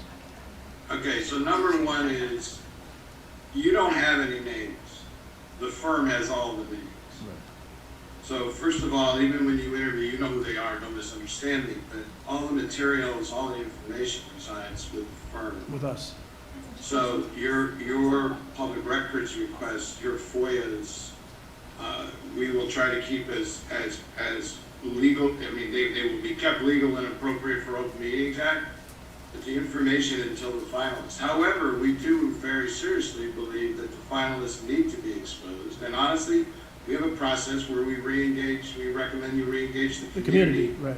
in this process with the finalists, and they cast their impressions, they don't cast votes, because if you're going to engage the public, it needs to be legitimate. Legitimacy comes on the front end as you build the profile and what this community is looking for, and then it also on the back end has the fact that there is participation on the part, and we'll discuss those details later, I don't want to bog it down, from an open records perspective, and it's my understanding of Tennessee law, and I know it's a little different at the State Department level, but we're currently doing a search for the superintendent to turn around schools with your Department of Education in Nashville right now as we speak. And we've, so we've been working with them, and the guidance that goes there, that it's personnel, it can stay in executive session, the responsibility to keep the names in the personnel file, as they would say, which is appropriate and allowable, is your responsibility and our responsibility. We will keep the records and everything totally confidential until such time as you want to make it public. At that time, we will then handle that process. But it is within the guidelines, as I understand the Open Meetings Act in Tennessee. It's a similar piece that we're practicing with the department. So I feel comfortable with that. I hope that responds to the question without going on to it. You're much more eloquent than I in that response, but that's why I called on you. So the other thing that we do with the finalists, so you have 2 or 3 finalists, is we encourage you, and again, we encourage you, and some boards will say we don't want to do that, but we'll give you the advice, is to re-engage the community. So what we do is a community forum, and I've done a number of different ways. Sometimes, if say we have 3 candidates, we'll have 1 candidate at a time. We'll have the community at the high school, local high school, write questions, give me questions. I'll sort bad ones, but then ask them the questions. So they get to see that. Then the next person will come, we'll do that, if we do it in person. Or I've done it, when I did it on Zoom, I actually had 2 candidates at the same time and interviewed both of them at the same time, alternating questions. We could do it that way. But what that does is that helps the community feel like, well, we're part of the process, and then they write their comments, and they're, I like, Joe Smith better than Jane Doe, et cetera, and so on. But you're the decision makers. This is all on you. So, but it's all data points. We want to make sure that you have as many data points as possible so that you can feel that you've made as informed a decision as possible, whether it's internal or external. Again, as I said, we talked about that. We looked at the videos. We provide a 2-year guarantee on the superintendent search. If for whatever reason the person, again, this is a relationship. This isn't about us coming, doing this, and then moving to the next district. We want them to stay. And if somebody comes and they leave in 2 years, we'll redo the search for you gratis. We provide a board assessment survey. We want to get your feedback. We want to understand, well, how did you feel about the process? How did it go, and how's the superintendent doing? And building a new leadership team. And so one of the things that we like the board president-superintendent relationship is very, very powerful. I know in the searches I've led, I've really tried to make really help that relationship along when even after you've identified the person, to really make sure that's important, and even given guidance to the new superintendent on, well, this is how you want to enter. You want to do a kind of a listening tour. You want to do this and hear people out, et cetera, et cetera. Then just some of this, and you can read in there, just some of the, I know in the RFP you asked about what are other people saying about us. Those are some of the key things. And then really a summary. We had talked about our experience, I feel like they're dancing. You're moving them back and forth on each side. They're going back. But yeah, you don't see that. She has to move for each slide. And so, obviously our size, we engage, we take great pride in really engaging people from across the country. We're committed to diversity in every way possible. We have people reaching out, again, throughout people who are, one of the keys too is that people like Karen, who are very well respected in the superintendent community, are reaching out to other people. That's a big difference than someone just saying, well, I know a lot of people, I'm going to call people. No, if someone says, oh, well, if Karen says this is a good position, she's not going to steer me wrong. This is really, really good. And that, again, another advantage. Selection assistance, we really want to work with you and our guarantees. The 2-year and the 5-year guarantee, Mike, talk about that. Yeah, so the 5-year guarantee is, and these will be contractual, is, when we talked about longevity, and we talked about the fact that a district like Hamilton County typically doesn't keep a superintendent any longer than 3 to 4 years, and our average is 6.7. To ensure that, we will give you a guarantee that we won't not come back, and, well, we don't do it, we do it for everybody. We won't come back and solicit or talk to a placement that we've made until they have served at least 5 years. So in the vernacular is we don't poach our placements. And we are absolutely committed to that as part of this commitment to your sustainability and your future success. And that's really important because there are a lot of firms that place somebody who's really good and then 3 years later say, hey, we got this other job here, and they get paid. They get paid on that. We don't want to do that. Again, I can't say enough, long-term relationship. So that's pretty much it. Any additional questions? These are great questions that you have. We love it. I hope you can tell we love doing this. This isn't a job, a contract. We really love doing this, and it's kind of a point of pride, certainly for me, to really go back to those districts where we've placed somebody and say, how you doing? How's it going? And to the board president typically too. Additional questions? Mrs. Robinson. Can we now drop the PowerPoint and see the screen, yeah. please? I know it's tough. Great. Thank you. I've got a few questions for you. Thanks for letting me ask a question in the middle of the presentation too. So I'm just curious. Did you guys apply to work with us in the 2016 process? Do you remember? Did you happen to send in a I proposal? didn't. I don't remember. But Okay. Mike, you remember? Did we I apply? can't hear I'm yeah, sorry. The question is, did we apply for the 2016 process? I came to the work for the firm at the end of 2016, and I cannot tell you that. I don't think so. Yeah, I can tell you don't think you- if we yeah, I did- don't think you if did. we If we did, we weren't selected, but I can't tell you whether we applied. Yeah, I don't think so. I was just curious because you guys are, according to your presentation, you've been around the longest. I'm sorry. Just surprised that we haven't seen you come across our radar before. So anyways, it's great to meet you guys though. Yeah. So I was just curious, for Hamilton County, what challenges do you foresee us facing in this search? Well, one of the things, as you mentioned, is you have a lot of internal candidates. And so even if one of them picks, the others aren't picked. And that sometimes, is a challenge where, somebody's going to lead, and, I thought I'd be the best superintendent, I'm not, and their resume's out there, they're looking. So that can be a challenge, especially when you had a district that's really making progress, because you want your full team there. So that's part of it. You're a large district. I mean, it's a large district, and you have to be a leader. You have to have leadership skills here. It's not, and some school boards say, well, we need somebody that's taught, in the classroom. And sometimes that's really important, but sometimes when a leader in this district is most important, and a leader that listens, and somebody that is humble and understands what they know and what they don't know. And so often a lot of people who lead big districts, are sometimes filled with themselves.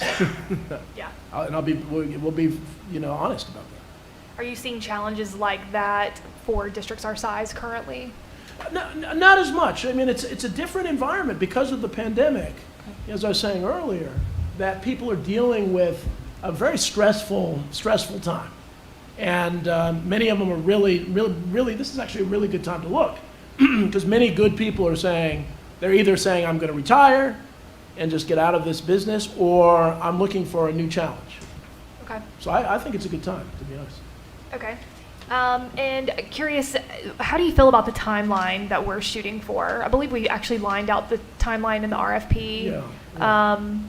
I didn't see anything in your presentation about the timeline, so I'm just curious, do you think that it's achievable? Do you think it's aggressive? Just curious. I'll let Mike. Yeah, I thought it's achievable.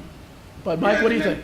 And I'm happy to, and Karen, please chime in. The thing I'll tell you is that in your proposal, the written proposal that you have in your possession, actually follows this timeline and shows that you will be done actually with making your selection right before the Christmas religious holidays of that time, which fits right in by January 1. Mm-hmm. You talked about challenges. I'm going to applaud you. You're in this one sweet spot right now. because you're starting a little early, the vast majority of searches are going to start in 6 weeks. We're going to get the call for a presentation. We're going to get a proposal and then a presentation. So they're really going to get started geared up in January, February, and that crunch is going to come between January and April. So by being a time ahead, you're going to capture the value of the Thanksgiving for your deliberations and for your community. You're going to be done by the final year-end holidays, but you're in this time when now people are going to pay attention. And those, primarily because of the pandemic, those that are moving are pretty doggone sure they're moving right now, even as they start the year. So I'm actually very encouraged. You, like everyone else, has challenges. Districts of 45,000 students have challenges. You know, we just finished Round Rock in Texas, the suburb of Austin, that was 49,000. We're doing Lee County in Florida, that's 95,000, and we're doing Broward County in Florida, that's 263,000, which to me is completely unmanageable, but I don't live. But I will tell you that I think you're in a very good place right now, so I think we're very encouraged by the opportunity to work with you, and very encouraged for you by where you are. That timeline is right on key. And if you get a chance, or Sherry, I'm sure Sherry took care of it, she takes care of everything. But I want to tell you is that in that proposal is an actual timeline that shows you finishing around the 20th of December. Mrs. Hill. So Karen, I'm sorry. Oh, sorry, go ahead. Dr. Hall, did you want to add anything to that? No, it's right.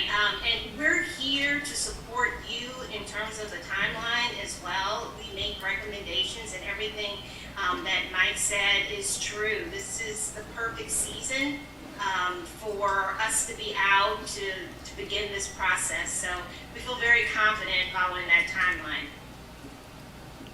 Thank you. Mrs. Hill. Thank you. I really appreciate the energy that your firm brings to this, and I appreciate that you know some things about Hamilton County schools, and you see some of where we'd like to head. Question, you all make a strong statement about equity and systemic racism. So I'd like to know what has changed about your internal processes as you have identified and eliminated systemic racism within your firm or your processes? Well, I'll speak and then Mike, but I think, I mean, the good news is we were ahead of the game. We were kind of living it before we did the statement. You know, that's kind of been our competitive advantage, is that we've really believed in it, and not just because because it's the right thing to do. It's good business. I mean, it really is. Our job is to bring the best person to you, and whatever they look like, wherever they come from, and whoever they are. And so Mike can speak eloquently about this. I think I'm going to be silent, because the real expert in the room is Karen. She's a national author on the subject. She runs a consulting firm on the subject, and she's definitely one of our compasses. So Karen, if you'd like.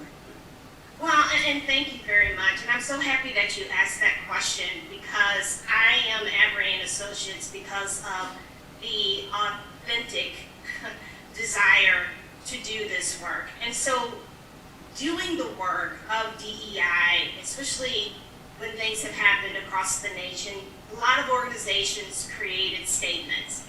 But really the change begins internally and how you treat your staff and the representation of the people that are in the organization. And so it goes from there and goes outward.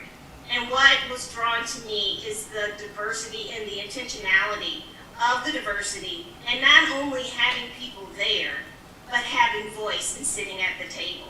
So there's input and deliberation and courageous conversations about hiring with this lens. So it's not a poster, it's a way of life. Equity is a process and not a product. And so we're always refining our work together with this lens. And so as a result, it has an impact on our work and how we're talking to potential candidates and how we're working with our communities. You know, the questioning that we have when we work with our stakeholder groups, it's embedded. So it's in mind and how it impacts the work and how it impacts children. So again, it starts internally with our organization, how we treat each other and who's represented and who's sitting at the table, and then outward in finding the best candidates for very diverse communities. So that's how we do this work and why we have that statement. Well, so I guess my specific question was, what has changed at Ray and Associates as you identified some element of systemic racism within your processes and how you do what you do? What has actually changed? Okay. If I may give this a shot, Dale, if that's okay. I have something to say too. So there are about three things that have changed around this. You know, you never know when the times make the person or the organization makes the time of the person. But this has been a practice for over a decade. The difference now is it's not only the fact that we said it and we placed more women and or persons of color over time. It's more about how we actually build the team that works with you. Meaning we know your makeup. It's part of the team's makeup. We know your student makeup. It's part of the team's makeup. We actually not only focus on the fact that we're concerned with candidates, we're concerned with your student body. And is who we're reaching out to a reflection of who can lead not only you and your staff, but who can interface with your community. Those deliberations now are very, very sincere. And let me add one other that's fairly current. We are all fully aware of what's out there in this discussion about race, whether the terms like CRT are used properly or improperly. The other thing that's become very intentional is that the work we do in this search process is to build a greater cohesiveness between you and your community, not to continue to foster or allow to be overemphasized this difference around diversity and equity. It's to use the process as a way to bring diversity and equity, but actually human concern for the benefit of your students to the fore as we go forward, and to find you a leader that actually is an enjoiner, is someone that will actually bring groups together, as opposed to continually to inflame one side or another. Those are practices that are very recent, they're very intentional. We talk about them, they have an impact on who we bring to you, and they have an impact on how we work with you. And let me add too, I mean, very specifically, what's changed, I've been with the firm as long as Mike has, that we would look at candidates' background. We'd bring a superintendent here. But we wouldn't necessarily prior assess the candidate's sensitivity and understanding of diversity, equity, and inclusion. So a candidate could be a white male, but they could be incredibly sensitive to, diversity, equity, and inclusion as they come here. So that's been a real kind of really challenging the candidates more than we ever did before. So that's been a specific change. I hope that helps. And I want to add just a little bit to that, not only having sensitivity, but knowing how, as a leader, to lead these different initiatives and asking of them specifically, how do you work in a diverse student population? How do you listen to diverse opinions and needs? And how do you address disparities in different student groups? So, it's also in the questioning and understanding of what diverse communities needs and how to actually talk about the work and not just say we appreciate diversity, equity, inclusion, but how do you do the work? Thank you. The other question I had is if you guys could walk us through the cost breakdown of the internal search and the cost breakdown of the external search. Mm-hmm. Did you hear Mike? Yeah, happy to do it. We're going to recommend that even if you want us to kind of split or create two towers that eventually hopefully would come together, or if you only wanted to award us one, it's $12,000, and our fees are flat. That is what it costs. Doesn't count advertising, doesn't count our travel if we travel, but it counts everything else, with the exception of advertising and travel, To do your internal process, it would be $12,000. To do the external is 20 if we do the internal. So that's where the 32 in the proposal comes from. However, I would recommend that if we're going to do both, even if we do them separately initially before they're merged, or I hope they're merged, we would want to do the stakeholder group and the profile building for both. So you're not using separate criteria for one group versus the other. So we would do all the work to build the profile through your interviews, through the stakeholder groups, through the survey, and then apply it as we look at the internal candidates, and then apply it as we look at the external, if that's what you would like us to do, with actually every hope and recommendation to you that somewhere there's a merging of this before you make the final decision. I hope that's clear. I'm sorry, it wasn't clear to me. I don't know if it was clear to you guys, because I'm looking at page 50, and you said 32, and I'm looking at 36,000, and I've got a Okay, I'm $12,000 sorry. So- number, and you said a 20-something thousand dollar number, so I'm Okay, sorry. So the advertising, the difference between the 32 and the 36 is our estimated cost of your advertising costs and our travel if you travel. If in fact we travel less or don't travel, then the 36 goes down. If you don't do advertising, the 36, you know what I mean? So it's based on our estimated travel plus the fee. Well, That's so- to do everything. That's to do everything. Oh, so the Ray and so on page 50 of one of the two Yeah. proposals you put in, so there's an estimated expense total of $4,000. So am I understanding that's what you anticipate your travel and advertising costs would be? No, that's, if you look at the way that is, that's travel and materials and things like that. The advertising is on top of it. Typically, a district like yours, and who we anticipate you would advertise with, probably cost you another $1,500. It says up to $5,000 in the proposal.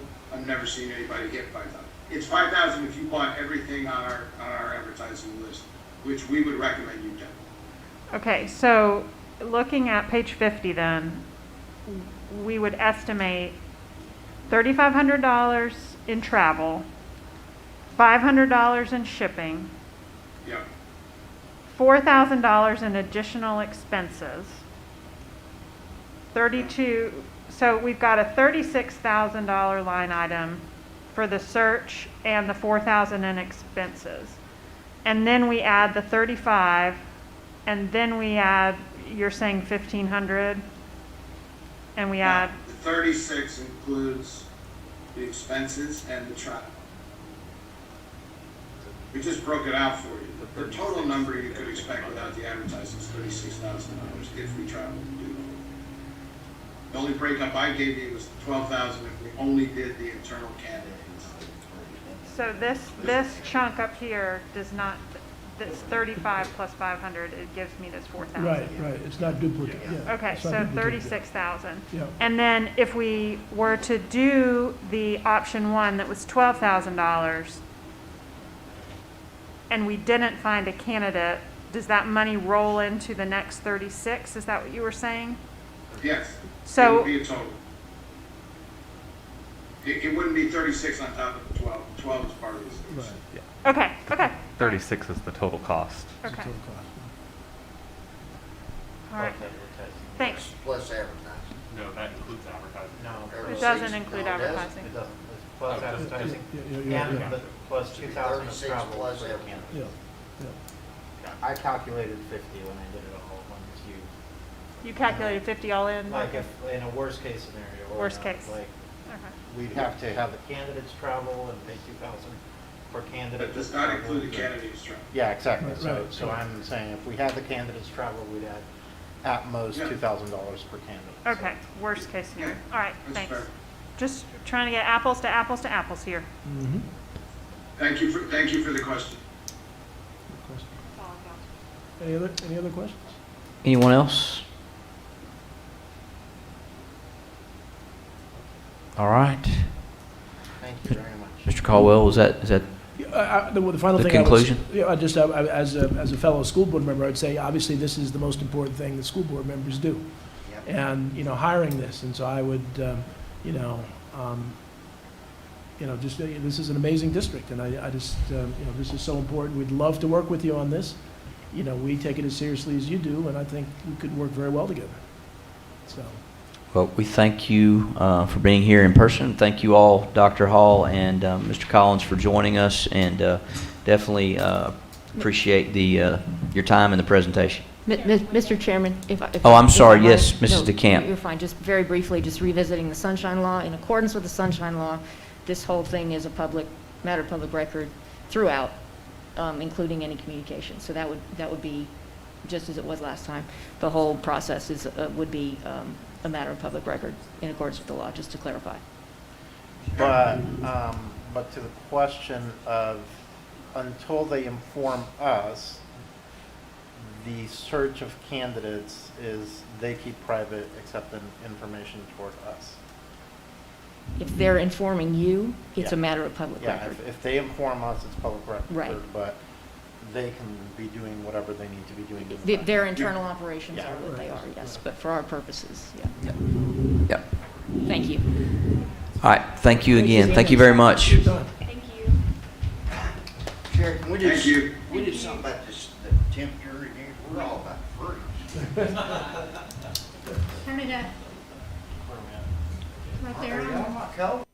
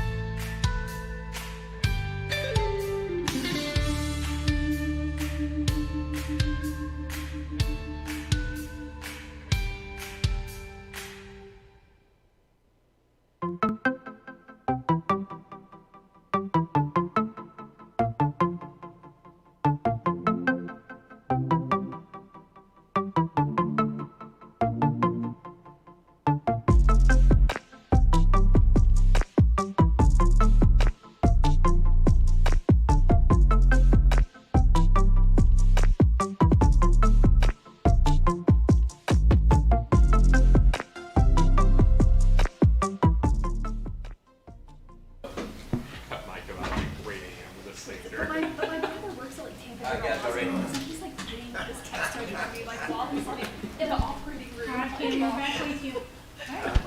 Okay, can you still hear me? Yes, getting ready to get started here. Okay. Hello, Ken. This is Joe Wingate.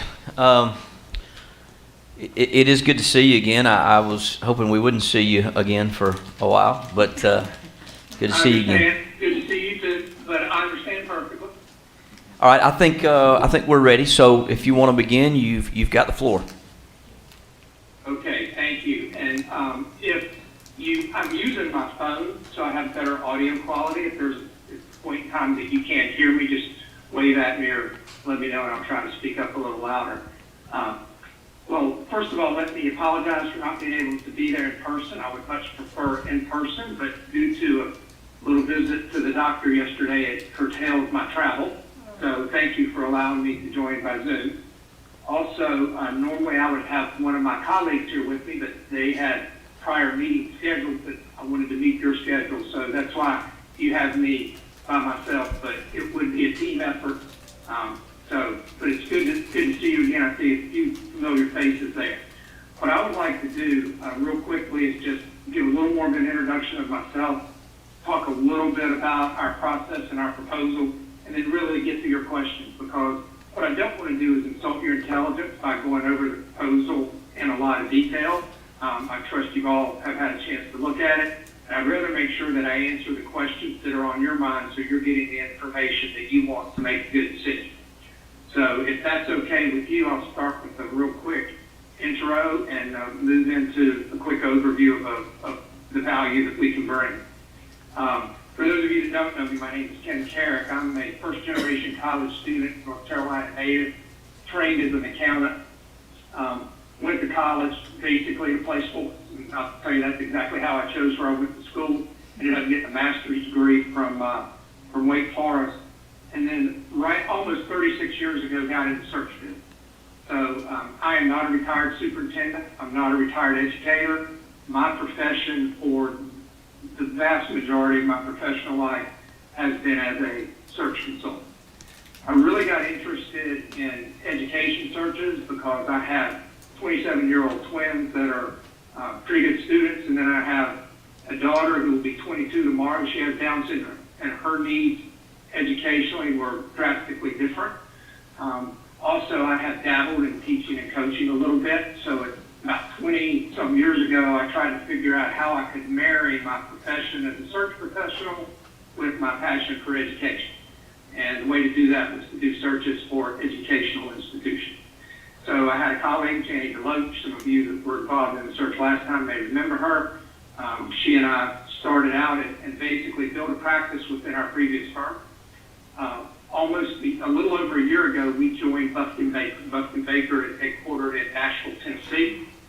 We have two education team members based in Nashville. Jenny and I are in Charlotte.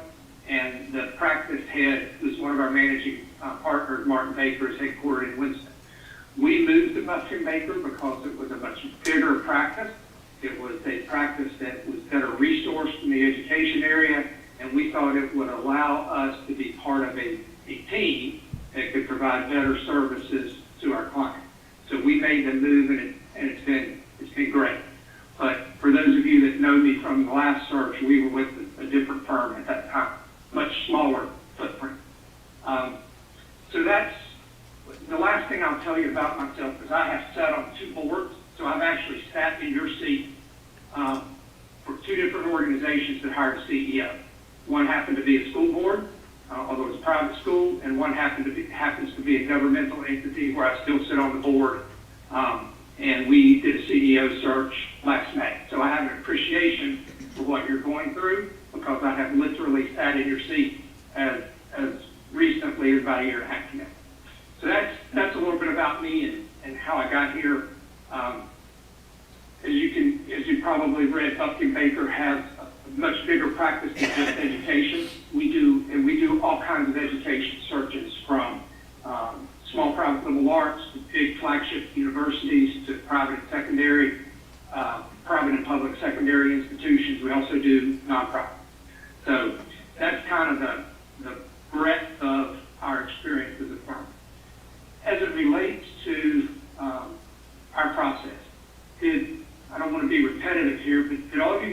read my car wash analogy? Yes. Right, for those, okay, if you did, I'm not going to repeat it other than to say it's the exact same analogy I used with you last time. We are the car detailer. We employ search professionals for that. All we do, that's our job. Most of us, if not all of us, that at the partner level have more than 10 years experience. So that is our profession. That's what we do on a full-time basis. It's not a job that we are choosing in retirement. It's not a second job. It is our profession. And when we come in to work with an institution, whether it's a school district or college or even a corporate entity, we do, if we're talking about a full comprehensive search, there are really 4 simple steps. They're not simple, but I'm going to make them simple for purpose of this discussion. One is we understand and try to help define the need. What does our client want? In this instance, it's really the forward, but one of the great things about educational institutions is they have so many different stakeholders, and you really want to get and need to get input from a lot of different stakeholders, whether it's the community, whether it's the staff, whether it's the faculty, but the board ultimately is charged with the responsibility of making the decision, and I would argue it's the most important decision you make as a board member. So we do stakeholder meetings. I think last time we were in Chattanooga for 2 or 3 days when we did those stakeholder meetings, and we work with you to determine who needs to be included. But we call it the listening tour, because we want to listen, ask a lot of questions, and obviously we need to talk to you either as a group, individually, or both. Once we understand the need, we will help you write the profile, so which becomes the outward-facing or written documentation of the opportunity. And at that point, we move to step 2, which is sourcing. As far as we're concerned, there are 2 types of sourcing. One is reactive, one is proactive. The reactive kind is the posting. Put it out at certain particular sites, put it on your website, put it on our website. When we do that, or when you do that, we're dependent on 1, who reads it, and 2, who replies. And that's it. That's why I call it reactive. The proactive sourcing is where we are proactively contacting people and encouraging them to take a look at the opportunity or encouraging them to give us referrals. And that's a lot of legwork, but it's all based on what you tell us, what we hear in the listening tour, what gets put in the profile. We start to target districts, target individuals. We go to people we know, we go to people we don't know, and we try to cast as broad a net as possible so that we get as broad and diverse group of people knowing about the opportunity. If you choose to hire an external candidate, it is likely the candidate you're going to hire doesn't know they're interested yet. They may not even know the job is open yet. But if they are encouraged in the right way, they might show interest that can be cultivated as a candidate, which leads us to step 3, which is evaluation. And I think this is one of the places that we have a big differentiation between a number of the search firms that specialize in superintendent searches versus someone like us, where we have practice specialties, but we are at our core search professionals.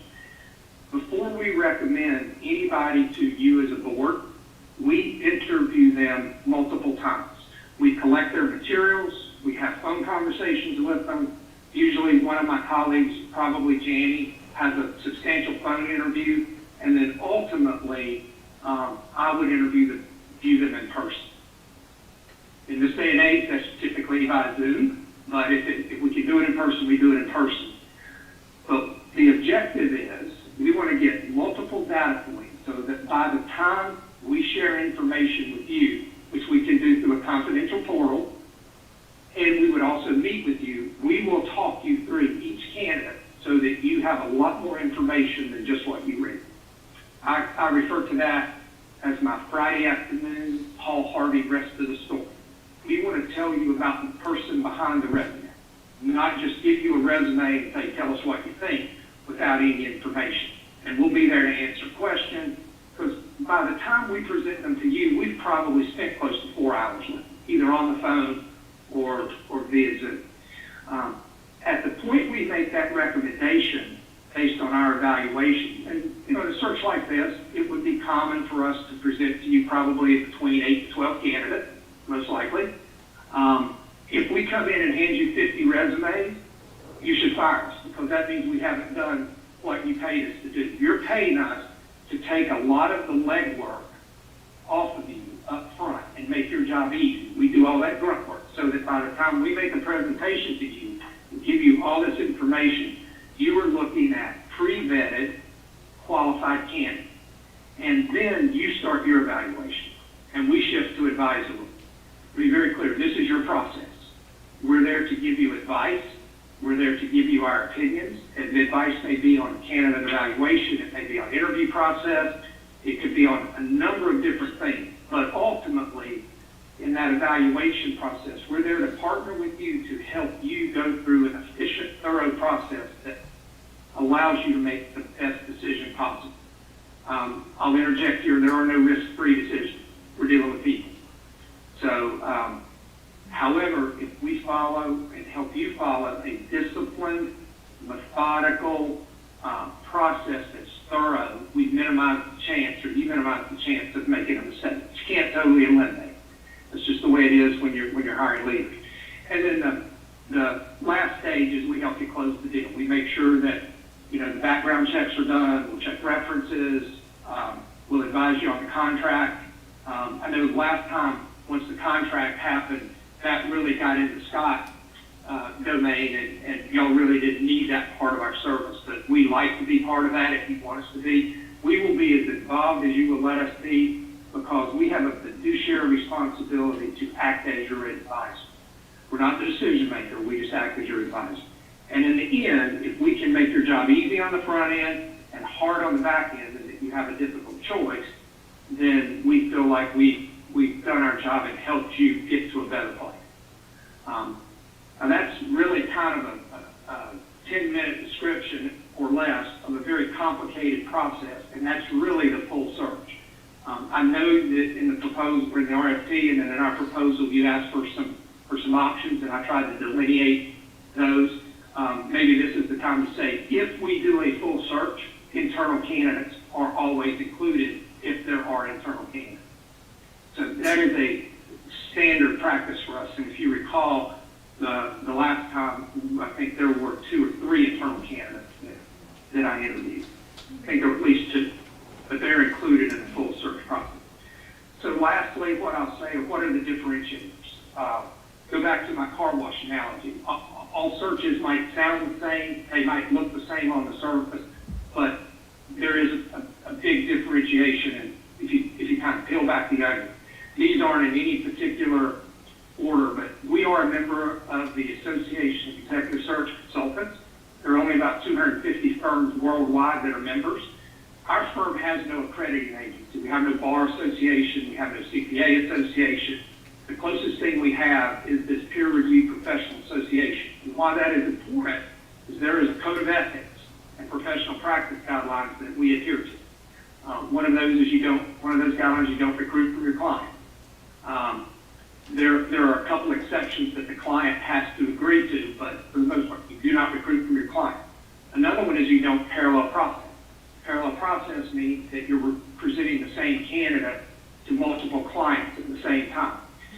We are engaged by you. We represent you. We do not represent candidates. If I were doing 15 superintendent searches, or even if I was doing 5, and I get a really good candidate and I present them to all 5, that's parallel processing, and you would have the right to look at me and say, well, wait a minute, are you representing that candidate, or are you representing Hamilton County? We don't do that. That is unethical for our professional association. We talk to a candidate about Hamilton County, it's only about Hamilton County. As I mentioned, we're all professional search people. I could not be a school superintendent. Never been a school superintendent, never even been a classroom teacher. But I do know how to do searches for leaders of educational institutions, as do my colleagues. We're not transactional. It's really easy in our business to do transactions, throw resumes at clients and say, here, pick the ones you like best, and let's try to get through this transaction as fast as possible. We want to build a relationship and be your advisor that helps you get where you want to go. We're also very proactive in terms of the research that I mentioned, and very proactive in terms of helping you do a deeper evaluation.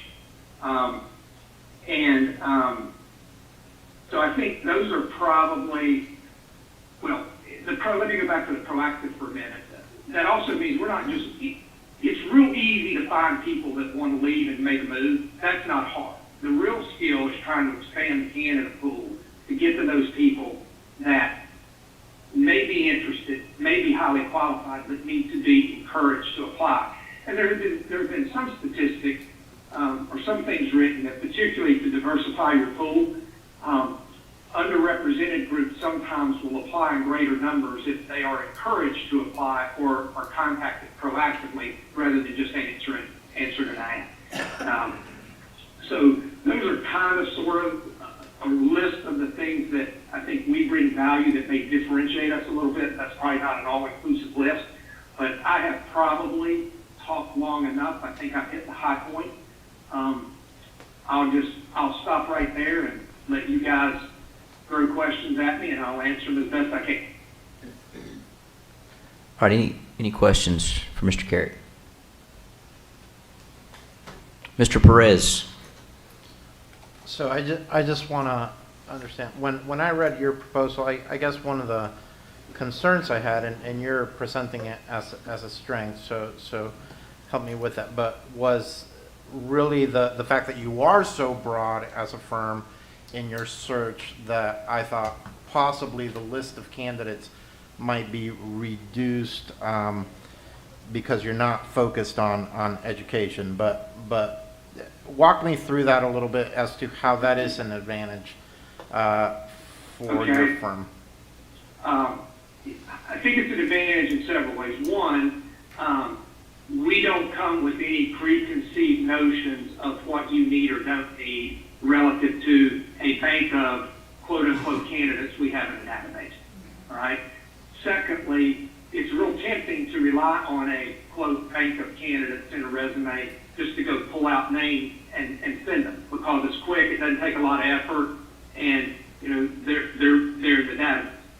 Yes, obviously we have a database, but what we do and where we can be really focused is if in that listening tour you tell us, well, let me just give you an example, and this would apply to you, just different facts. We did one of the superintendent searches we did in South Carolina, where incidentally the gentleman was also South Carolina Superintendent of the Year, the same year that Dr. Johnson was Superintendent of the Year in Tennessee. They told us we only want somebody who's in South Carolina, period. So it didn't matter how many people we knew in South Carolina. We were very targeted with who we were going to talk to, and we could get to those people just like anybody else. But we were focused on what they told us they needed. Now, did we advise them that maybe they should open that up a little bit? We did. They chose to open it up a little bit, but they hired a person from South Carolina. So we will build our target strategy based on what we hear the board say that they want. And there are certain things that you're going to do. I mean, obviously, with you being Tennessee is going to be one of the areas that we would look at. But we try to be focused.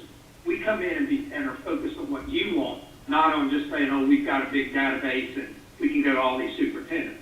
The other thing too is we're very selective. We're very selective in which school superintendent searches we propose on because we're not interested in doing every school superintendent search. And we choose those selectively based on what we think about the quality of the district, and we don't want to do 5 or 6 at one time because then you run into problems. What if a candidate calls you up or you call a candidate and he or she says, I'm interested in 3? And then right there, that's a building conflict of interest. At least is the way our professional association and our code of ethics. And then just for my clarity, because I actually didn't catch this and I want to be clear, but you helped in the last search, but you helped through a separate firm. That's correct, right? That's correct. I was with a different firm. Yeah. Okay. I was with that same firm for 34 years and changed firms a year ago. And was that firm exclusively for superintendents or that was also a broad? No. Okay.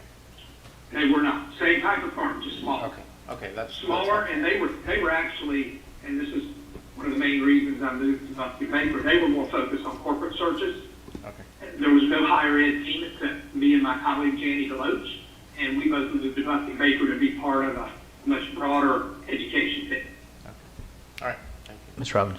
Well, yeah, and I wanted to tell you, Marco, in 2016, the board wanted to look broadly. Yeah, we wanted to make sure there was a focus on untraditional candidates. So, hi, Ken. It's good to see you again. Hate it under these circumstances, but so I was just curious, like thinking back to our 2016 search, I was just wondering if you had suggestions on what you would do differently or do the same from 2016 compared to today with our district for this search? I'm going to answer that in a couple of ways. Relative to the results, I would say there's nothing I would do different as it relates to the results, because I think Dr. Johnson Kane did a great job, Superintendent of the Year, second in command, or second finalist, I guess, for National Superintendent of the Year. If you recall, Dr. Towns was also in that candidate pool, and now she's your interim superintendent. So that proved to be a good pool. And if you go back and look at some of the people that were in that pool, they've gone on and done some pretty good things. So in terms of results, I think the results were great. And obviously you wish Dr. Johnson had stayed, but anytime you've got a talented person, other people are going to try to recruit them. That's especially with the war on talent that exists today. I think one of the things that was there were two things that were kind of problematic last time. One of them was outside of your control and our control. And that is, we were hired, and then I think the bus crash happened, and the search got suspended. So we had a long waiting time there, and then we had to start up. So we got a later start than maybe we should have. But those were circumstances outside of your control. The other thing is, and I think this was driven by the Tennessee Sunshine Laws, you had to conduct the whole interview process out in the open. The semifinalist interviews were live streamed. And in an ideal world, I think it would be nice to be able to keep everything confidential till you get to the finalists. And I think most finalists in a public search expect to be out in the open. But for that first round, it can make it really tough. So if that was a board choice and not dictated by Tennessee law, that's one thing that I would change. But I think, and I have to check with Scott about that, I think that was dictated by the Sunshine Law in Tennessee. Yeah, it was. Yeah. But that's the challenge, and that will be a challenge this time too, because there are just a certain segment of candidates that if they know that they're going to be out in the open before there is deep mutual interest established, they're not going to take the risk. Mm-hmm. Particularly ones that don't have to make a move, but would be interested if they could do it a little more quietly initially. Okay. That's super helpful. Speaking of the candidate pool, you're right. We had some success out of that candidate pool, more than just Dr. Johnson. Since you've probably tracked those candidates, would you actually go back to the pool in 2016 and see if they had an interest in applying again for this position, or would you just start from scratch? This is going to sound like a double-minded answer. We start from scratch, but we always go back to good people that we've had a good experience with. But that doesn't replace starting from scratch. When I say start from scratch, that means we build a separate research based on what you tell us you want. But part of that research is, who do we know from the past that we had a good experience with that we think might be a legitimate candidate? The reason we want to contact them is, even if they're not interested, they may know people, because talent tends to know talent. And if we contact someone and they say, I'm not interested, but they can then push out the profile or our inquiry for 4 or 5 people, we have exponentially increased the number of people that know about the opportunity. And it's not uncommon in a full search. It's not uncommon to contact 800 to 1,000 people sometimes, unless you put parameters on us, like the one in South Carolina. I mean, there are only 83, 86 school districts in South Carolina, so there's only so many people you can contact there. Thank you. Thanks for the question. Anyone else? Mrs. Hill? Ken, thanks for joining us. Thank you. I've asked the other candidates this, and I want to do the same for you as well, just to make sure that I'm understanding the way your pricing is, especially as we went through option A, if then, B, if then, C, if then. It was a lot like an SAT question. So can you walk us through, please, the pricing for A, B, and C? A being Yes. local only, or internal only. Okay, it may be a little simpler to explain if I start with B. Okay. From B to A to C. Sure. All right, so B, the flat fee, $63,000. Okay. And that includes our indirect expenses, charged for our technology, et cetera. The only expenses that we would bill you would be direct expenses, travel, advertising, et cetera. And what we would actually control there in terms of travel would only be if myself and my colleague came over to meet with you as opposed to doing it via Zoom, or we came over to participate in the meeting. But basically, it's the $63,000 plus direct expenses. We do not mark our expenses up. All right. And as I mentioned earlier, internal candidates, we would recommend that we be able to interview those. All of that's inclusive, one fee. For option A, I looked at all three of your meetings. The impression that I received from listening to what you said is that if you were only going to vet internal candidates, you may not want to do the stakeholder meet, and this could be a wrong impression, and I could adjust that pricing if I am wrong. But the impression I got from the RFP and what I read in those meetings is that the only profile development you needed help with was us meeting with the board, either collectively or individually, and then vetting any internal candidates that apply. So pretty simple, internal candidate applies. If we vet them thoroughly, $2,000 a person. So it's ever how many apply. If you want us to do the profile, help develop the profile and meeting with the board, I think I said it'd probably not be over 2,000. If you say, however, we want to add on all the stakeholder meetings, then I did not price that in because I didn't think that's what the RFP asked for, nor did I get the sense that y'all were asking for that if you just went with option A. I gave you option C as an in-between. Option C was, hey, we don't think we need to do a full national search and pay X $1,000. We'll just, let's face it, if you're only interested in doing reactive sourcing, you can do that yourself. You can place the ads, you can collect the resumes. I have a friend that's an attorney for a school board in South Carolina that he refers to firms that basically just place ads and collect resumes as high-priced post office box. Well, instead of hiring a high-priced post office box, you can do that yourself and then send me the most interested ones. And I just did a project like this for a college. I'll call them up and I'll find out, if they're legitimately interested. If they are, and I vet them thoroughly. And keep in mind, I'm only doing the ones that you send me. If I do them thoroughly, it's $2,000 a person.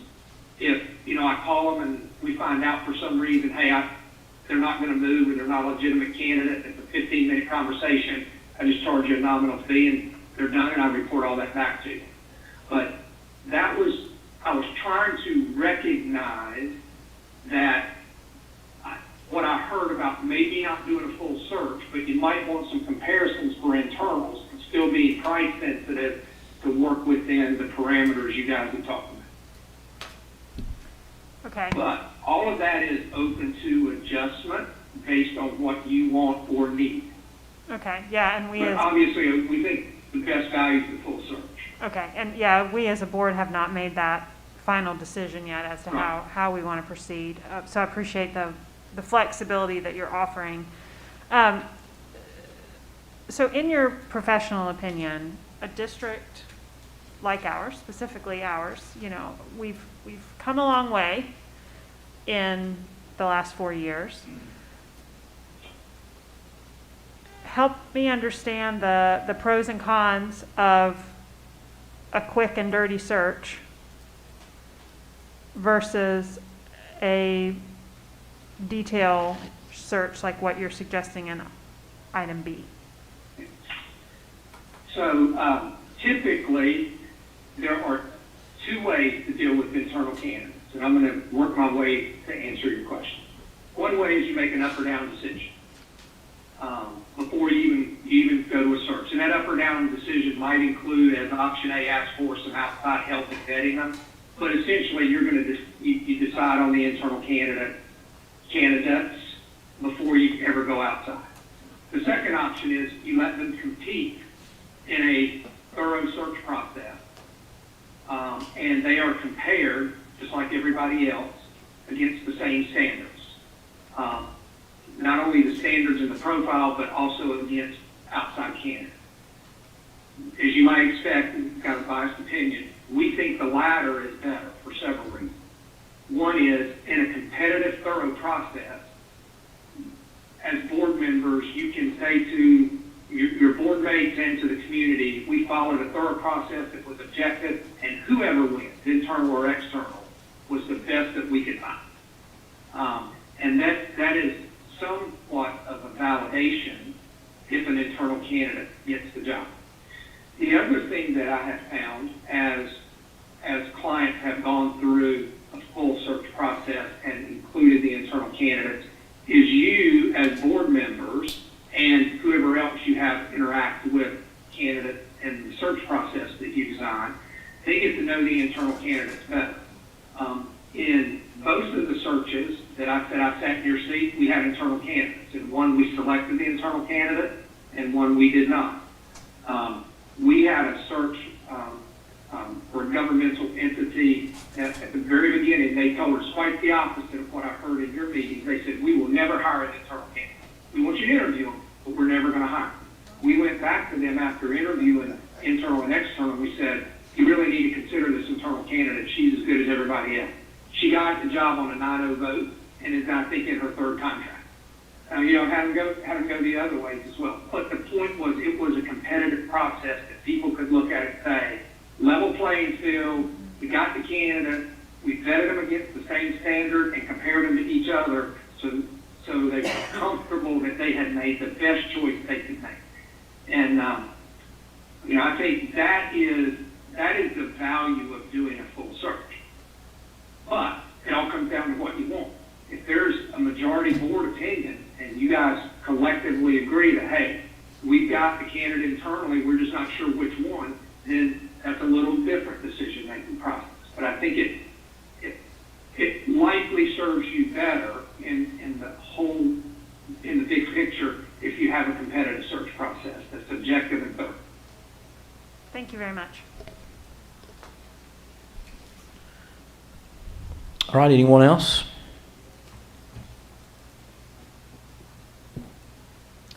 All right, Ken, I don't think there are any more questions. Do you have anything else you'd like to add? A couple, I have a closing comment and then a question. Maybe I should ask my question first. Unlike the other firms that you would talk to, at least for several of the members of the board, I'm a known quantity, good or bad. And I think our results, as I answered in Tiffany's question, I think our results were pretty good. What heartburn, if any, do you have about anything I've said or anything you read in our proposal? Because if I don't ask you now, you'll talk about it later. If you'll look kind enough to tell me, I can address it. So I'd like to know what real heartburn you have based on what you've heard or read. Go ahead, Mrs. Hill. Well, as I see these three, the hard thing for you right now, Ken, is you have the highest price tag. I run a company that sometimes is the highest price tag too, and I know the value of what my company's services are. So, I have a feeling that will be a point of discussion. It will have to be. I understand. And that is also, and thank you for bringing that up. That's also a reason we selectively go after superintendent searches, because we have to have a board that understands the value versus the price, and that is open to the type of car detail. If somebody wants a convenience store car wash, they're not going to buy us, because we're going to be much more expensive, but it's going to be a different product. So that's why we're selected. It's a great point. Thank you. Mr. Smith? Ken, Joe Smith, good to see you again. Hello, Joe. Good to see you too. One of the things that frustrated me the last time was, when we did those community meetings and we're asking for community input, and I went to every one of them, and every one of them were the same. I mean, we had staff there, and we had, a few school board members and very few members of the community. What do you think you could do different? I mean, if we're really going to engage community, let's engage community. Or maybe they don't want to be engaged. Maybe that's what they elected all of us to do. That's very perceptive. So a couple of comments about that. My recollection from the last time is some board members had meetings in their district, and others said just what you said. They elected me to do this, so I'm not going to have a meeting. For the meetings that cross districts, faculty, students, community members, etc., I'm of the opinion that the people that really want to be engaged will show up. I remember there was an issue going on with special needs education, and we had a lot of people in that meeting. We also met with the local legislative delegation, and I think 3 or 4 of them showed up. But then there were others, like you said, it was just kind of the same people. So one of the things that we can do to mitigate that somewhat, and we just did this for college president searches, we put out a survey on SurveyMonkey, and it was pretty simple. And so, we weren't asking people to take a lot of time. We had over 400 people respond, and that's out of an alumni community and constituent community that was maybe 10,000 people. So who knows what kind of response you would get if you put that out into the community. But that is one thing you can do. The flip side of that is anybody that doesn't have access to the technology doesn't have access to the survey, but they can potentially come to a meeting. So it really gets down to what do you guys think is the most effective way. You can also set up an email address. Of course, this gets back to the technology, and have people send in comments. But bottom line, if you provide a forum, whether it's survey or a meeting, for people to express their opinions, then it's up to them to have the initiative to express those opinions. And what you want to make sure you do is you provide the right forums and enough forums for meaningful input. The other thing you have to be careful about, and I'm starting to get into the advice part, and this gets more important on the end of the if you have a public process on the interviews. You don't want to set up any group to think they have veto power when they really don't, because ultimately you all are the ones that vote. And if you set somebody up as if they have decision-making power and they don't, you potentially set yourself up for some problems. So that's part of the design process of the meetings and the interviews. Something to think about.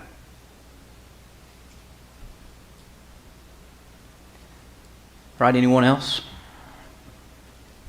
Ken, I will just say too, I'll kind of echo Mrs. Hill's comment. I've didn't think we would be doing another search. Didn't think, regardless of whether I had served one term or a second term, that we'd be doing another search. But we are, and I do remember when we went through this process in 2016. The reason that I voted for you guys and wanted to choose you guys at the time was, even as an educator, I recognized the fact that we needed some drastic change, and I was hopeful that we could find that change in whatever professional area we needed to find. It didn't have to necessarily be in the field of education. I was more than willing to see someone come from the marketplace or from higher ed or wherever to help us facilitate drastic change. And because of that, and I think at the time of the firms that we received proposals from, or that we narrowed it down to, you guys were really the only one, I think, at the time that offered anything outside of the educational realm. So I was okay with, at that time, whatever the cost would be for us to do the type of search that I felt like we needed to do.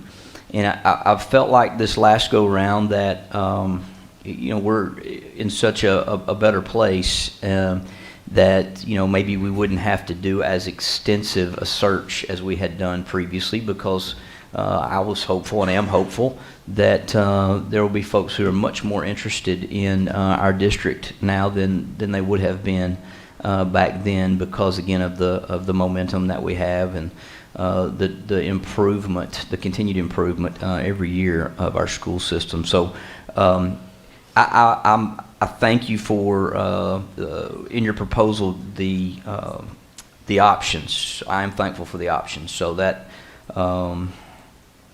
that's something that I'll definitely take a hard look at. Because again, the other thing too is, and you're in this business every day, so you can parse this out for me if you choose to. But I struggle sometimes with the terms national search now as opposed to a local search, because the reality is with the internet, everything's a global national search, or it can be. But I also realize that doesn't necessarily get into the bones of what you all do behind the scenes every day. And so I know there is expense and time and effort and energy into that too. So it's not just about the advertisement of the job. There are other factors that go into that. That's a very astute point. To your first point, part of the reason I gave you option C was recognition of the fact that, hey, maybe you didn't want that extensive search. You could do some reactive stuff on your own, and I could do it at a price point that would make sense for you. So that was exactly the intent of option C, or some version of that if you choose.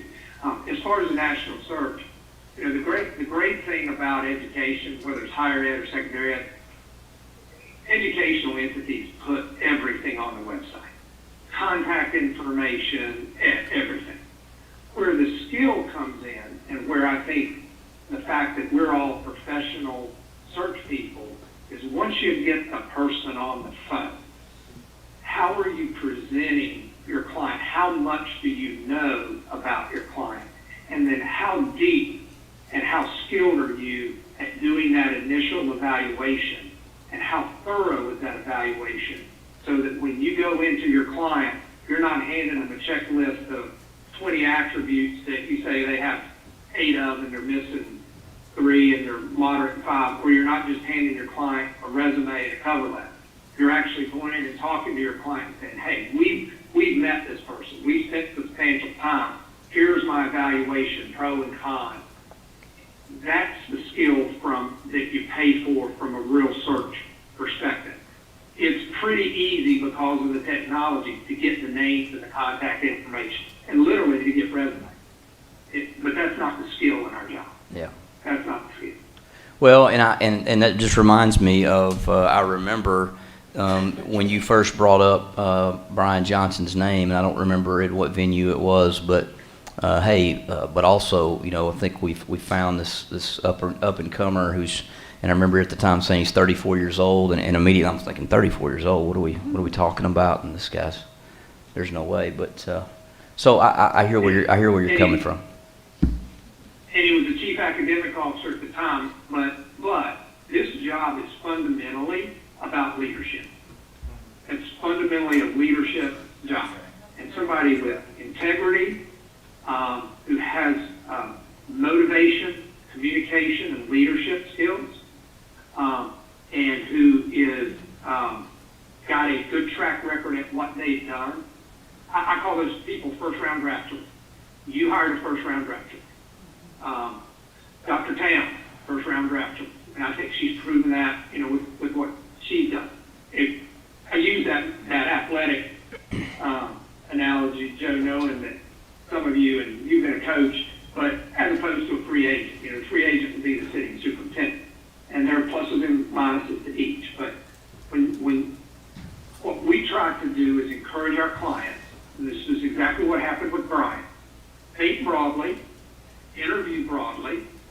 hire as narrowly as you choose to, based on what you see. And whether that's on the internal candidate, external candidate, or a combination. Anyone All else? right, so then my last comment, unless you might have any other heartburn things, then I'll close with a quick comment, and then I'll be done. I think you can go ahead, Ken. Okay. So even though my colleagues weren't able to join me tonight, one of the things that I hope you can tell is I enjoy what I do. And I don't do it just to do transactions. If I wanted to do transactions, I'd cut our price in half and propose on every superintendent search and, get my share and just do transactions. I do this because I enjoy helping good institutions, and our team at Buck and Baker enjoy helping good institutions find good leaders. And if you look at some of the results that we have, that I put in the proposal, and I didn't bore you with a lot of those, whether it's the diversity results or the results of some of the superintendents that I've recruited, we enjoy this and we have a good track record. And I think Brian was an example of that. And regardless of the capacity, option A, option B, option C, or some variation thereof, Chattanooga, Hamilton County Department of Education is the type of district that we can feel proud to represent and partner with, because it is a partnership. And so we'd be interested, if you're interested in talking to us about one of those options or some variation there, definitely interested. All right, Ken, thank you very much for your time and your interest. We appreciate it greatly. All right. Thank you, guys. Take care. Have a good evening. All right, thank you. All right. Bye.